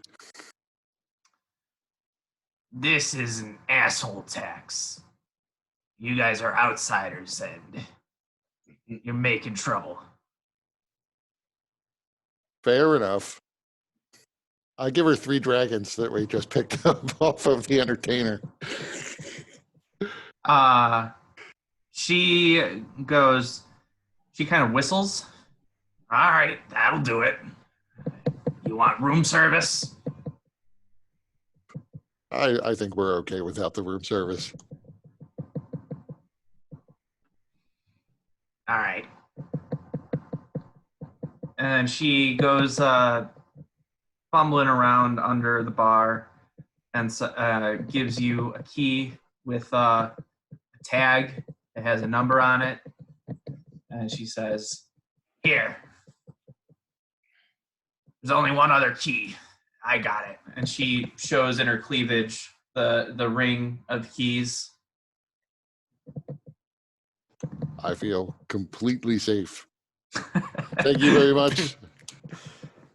And I'll give her, the 3 copper for the moonshine that I ordered, and then take it back over to the table. The number of halflings she's killed with those. Trying to steal her keys. Well, we got a room, but it costs 30 gold because apparently we're the assholes here. Oh, you gave her dragons. That's Yeah. 300 gold. Oh, okay. I just assumed it was 10. Wait a minute. 10 platinum is 1 platinum is 10 gold. Why did I think it was? Yeah, never mind. No, you're right. So that, yeah, that makes sense. She wasn't that impressed. He's had one moonshine, so I don't know why I thought that, but yeah, never mind. So yeah, it was you gave her 30 gold. So her reaction was more surprised that you actually paid it.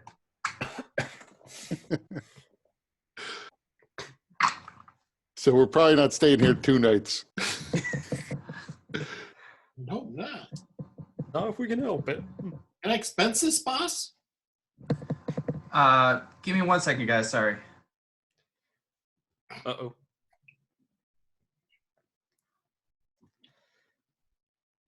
All right. I overheard one time that was it Uh-oh. Josh, yeah. Salon is Josh, right? Is Yeah. it California? Where are the other two you guys at? I'm in Knoxville. Tennessee? Yeah. I'm in North Carolina, In North Carolina? Where at in North Carolina? Winston-Salem. Sam, I've got a daughter in Raleigh. Okay. And a brother in Charlotte. Oh, okay. Where are you located? I'm in Peoria, Illinois, which is 3 hours south of Mike, 3 hours south of Chicago. Mm-hmm. Ooh. Sorry about that, guys. My brother just called me. It was weird, and he's gonna call me back, so I don't know what it's about. But Uh-oh. all right, so you guys got a room. Is there anything else that you wanted to do before getting your long rest in? Dag is going to lock the door and then see how hard it is to pick. Okay. Give me a thieves' tools check using dexterity. Right. Sharp is going to caution Jofar. No, Unnatural. you can't bring the harpy back up to the room. Unnatural 20. Okay. So for you, it's fairly easy to do, and you know pretty clearly the mechanisms. It is a rather standard lock. It's not simple by any means, but it's also not necessarily made to be particularly difficult. Yeah. I'm going to take one of the wires in that hand, and I'm going to jam it in the lock that would make it more difficult to pick. Okay. Give me another thieves' tools check, this time using intelligence, and you can do so with advantage because you got a natural 20 the last time. Yeah, it's 10 on the die plus 3 for so I have proficiency with thieving tools, if that means anything. Yeah, add your proficiency bonus. So that would be a 15 then. Okay. All right, so that's good enough to make it a little bit more difficult. Of course, in order for you guys to unlock the room, I'd have to pull that Dag, you wire would out. need to successfully pull it out. Yeah. Yeah. Agree. Is there any other entrances to the room? Windows or anything like that? Nope. Well, I feel a lot better. Sharp just comes in after, he probably have a couple more drinks before he goes up to the room. But then he would go up and just go to sleep, pass out. Just some more copper. Dag is likely going through all you guys' stuff. Just because he always wants to know what everyone else has. Dag, would you be interested in going downstairs and doing any kind of gambling? He would if he wasn't in the cogs. Okay. He basically knows no fear, but he doesn't mean he's not pragmatic. Okay. All right, so I think that this is a good stopping point for the night. Yep. And then we'll pick up next session with the next day. Yay. Sounds good. So that means that everybody is now full HP. you regain 2 hit dice, and then your exhaustion is reduced by 1. So, Yay. Jofar, you are no longer exhausted. Sharp, you're no longer exhausted. I have 2. Solana, you're at 2 levels of exhaustion. And then Declan, you get 2 hit dice. Everybody gets 2 hit dice back. So everybody's got 2 hit dice except for Jofar, who has 3. What was the name of this establishment again? I'm not catching it. Yeah, I'll write it in the chat. Shamukar. So when you both say it, it doesn't really. Shamukar. All right, got it. Thank you. And then you guys are gonna wake up. It's gonna be Mole, 8th of Xanatar. Oh, hey. Or 9th. I mean 9th of Xanatar.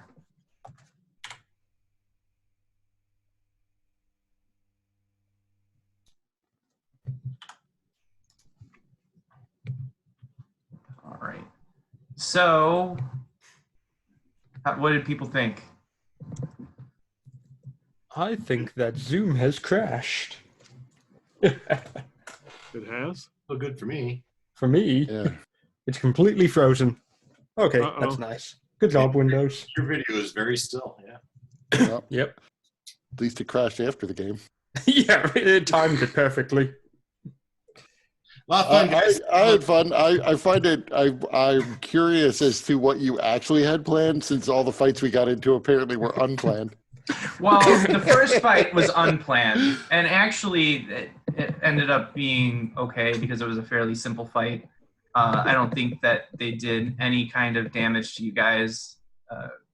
Sharp used some class resources, but nothing that you can't regain on a short rest. Yeah, I really wish we had short rested before the Minotaur fight. Yeah. Yeah. So, Well, the plan was to rest at the, what's it called place? The soup kitchen. Because actually, I used my Baleful Curse, and then I used my last remaining spell slot. Yeah. So those both would have come in handy. Like Dagger used up all his bountiful luck on Silhana. Yeah. Yep. The second fight was actually planned, but I didn't think that you guys would stick around. I thought you guys would get a sense that this was a tough enough fight that you might try to retreat actually to Shamukar. I thought that's where I did think that's where we were going at one point, but Sharp was blinded at the moment that possibility was mentioned. We were also sort of split up, like we didn't know what happened. Yeah. So We Dag also was didn't know off that in his own place. We also didn't know that the were-rat was immune to anything that wasn't a magical weapon. Because the only one who attacked it had a magical weapon and it hit. And so we're Yeah. like, oh, okay, I guess it works, then we can attack it. I mean, to be fair, if you had silver knuckles, or if you dipped your hands in silver, you probably would have had some effectiveness. Oh, look, molten liquid silver. Let's stick my hands in it. This will be great, guys. I really wish Dag's dive bomb would have hit. It'd be nice. To see. Oh, that would have been That so would be cool. great. I think if either Sylvana or Dag. Sharp had retreated, then I probably would have left. But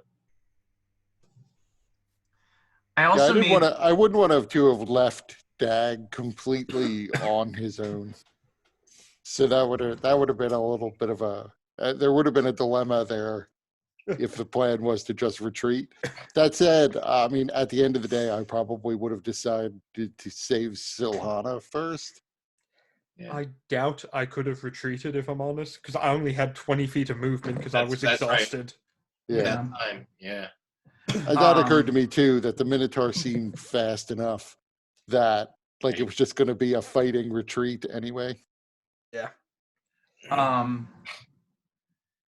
And also the were rat and the Minotaur were pretty much as done in the in their entries, but I did make them more. I took some inspiration from Matt Colville with his action-oriented monsters and gave him some of those additional things. So that was where the spitting came from. It's also where the tossing people around and knocking them down came from with the Minotaur. Those reactions were fierce. Yeah, I did like that, at least as I interpreted it. I could be mistaken about this, but I assume it was essentially a changeling that was infected with lycanthropy, which is why it had the abilities of a changeling. Normally, most of the time, people don't think to vary out things in that way, so I thought that was pretty cool. It was less fond of it getting spit in my eye, but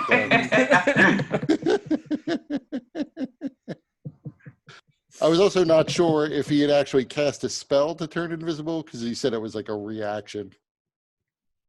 So it was just some special ability. Yeah.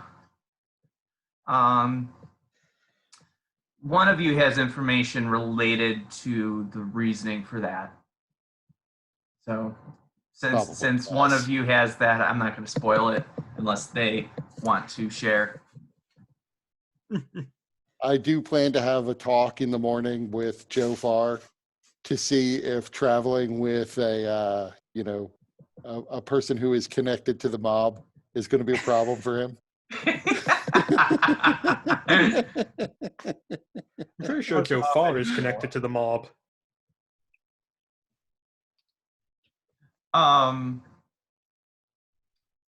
Yeah, and then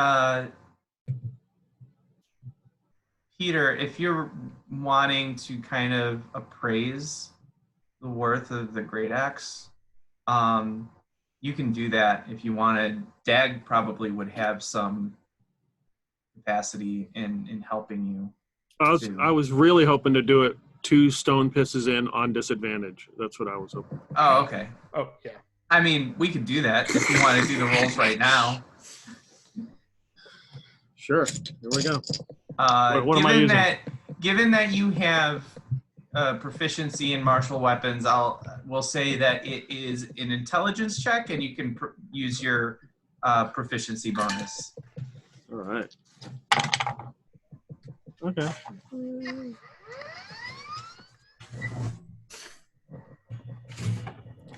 $11. Okay. So now do the coin flip. It's just a note in the morning. Joe Farr says, "I'm retiring." Deuces, bitches.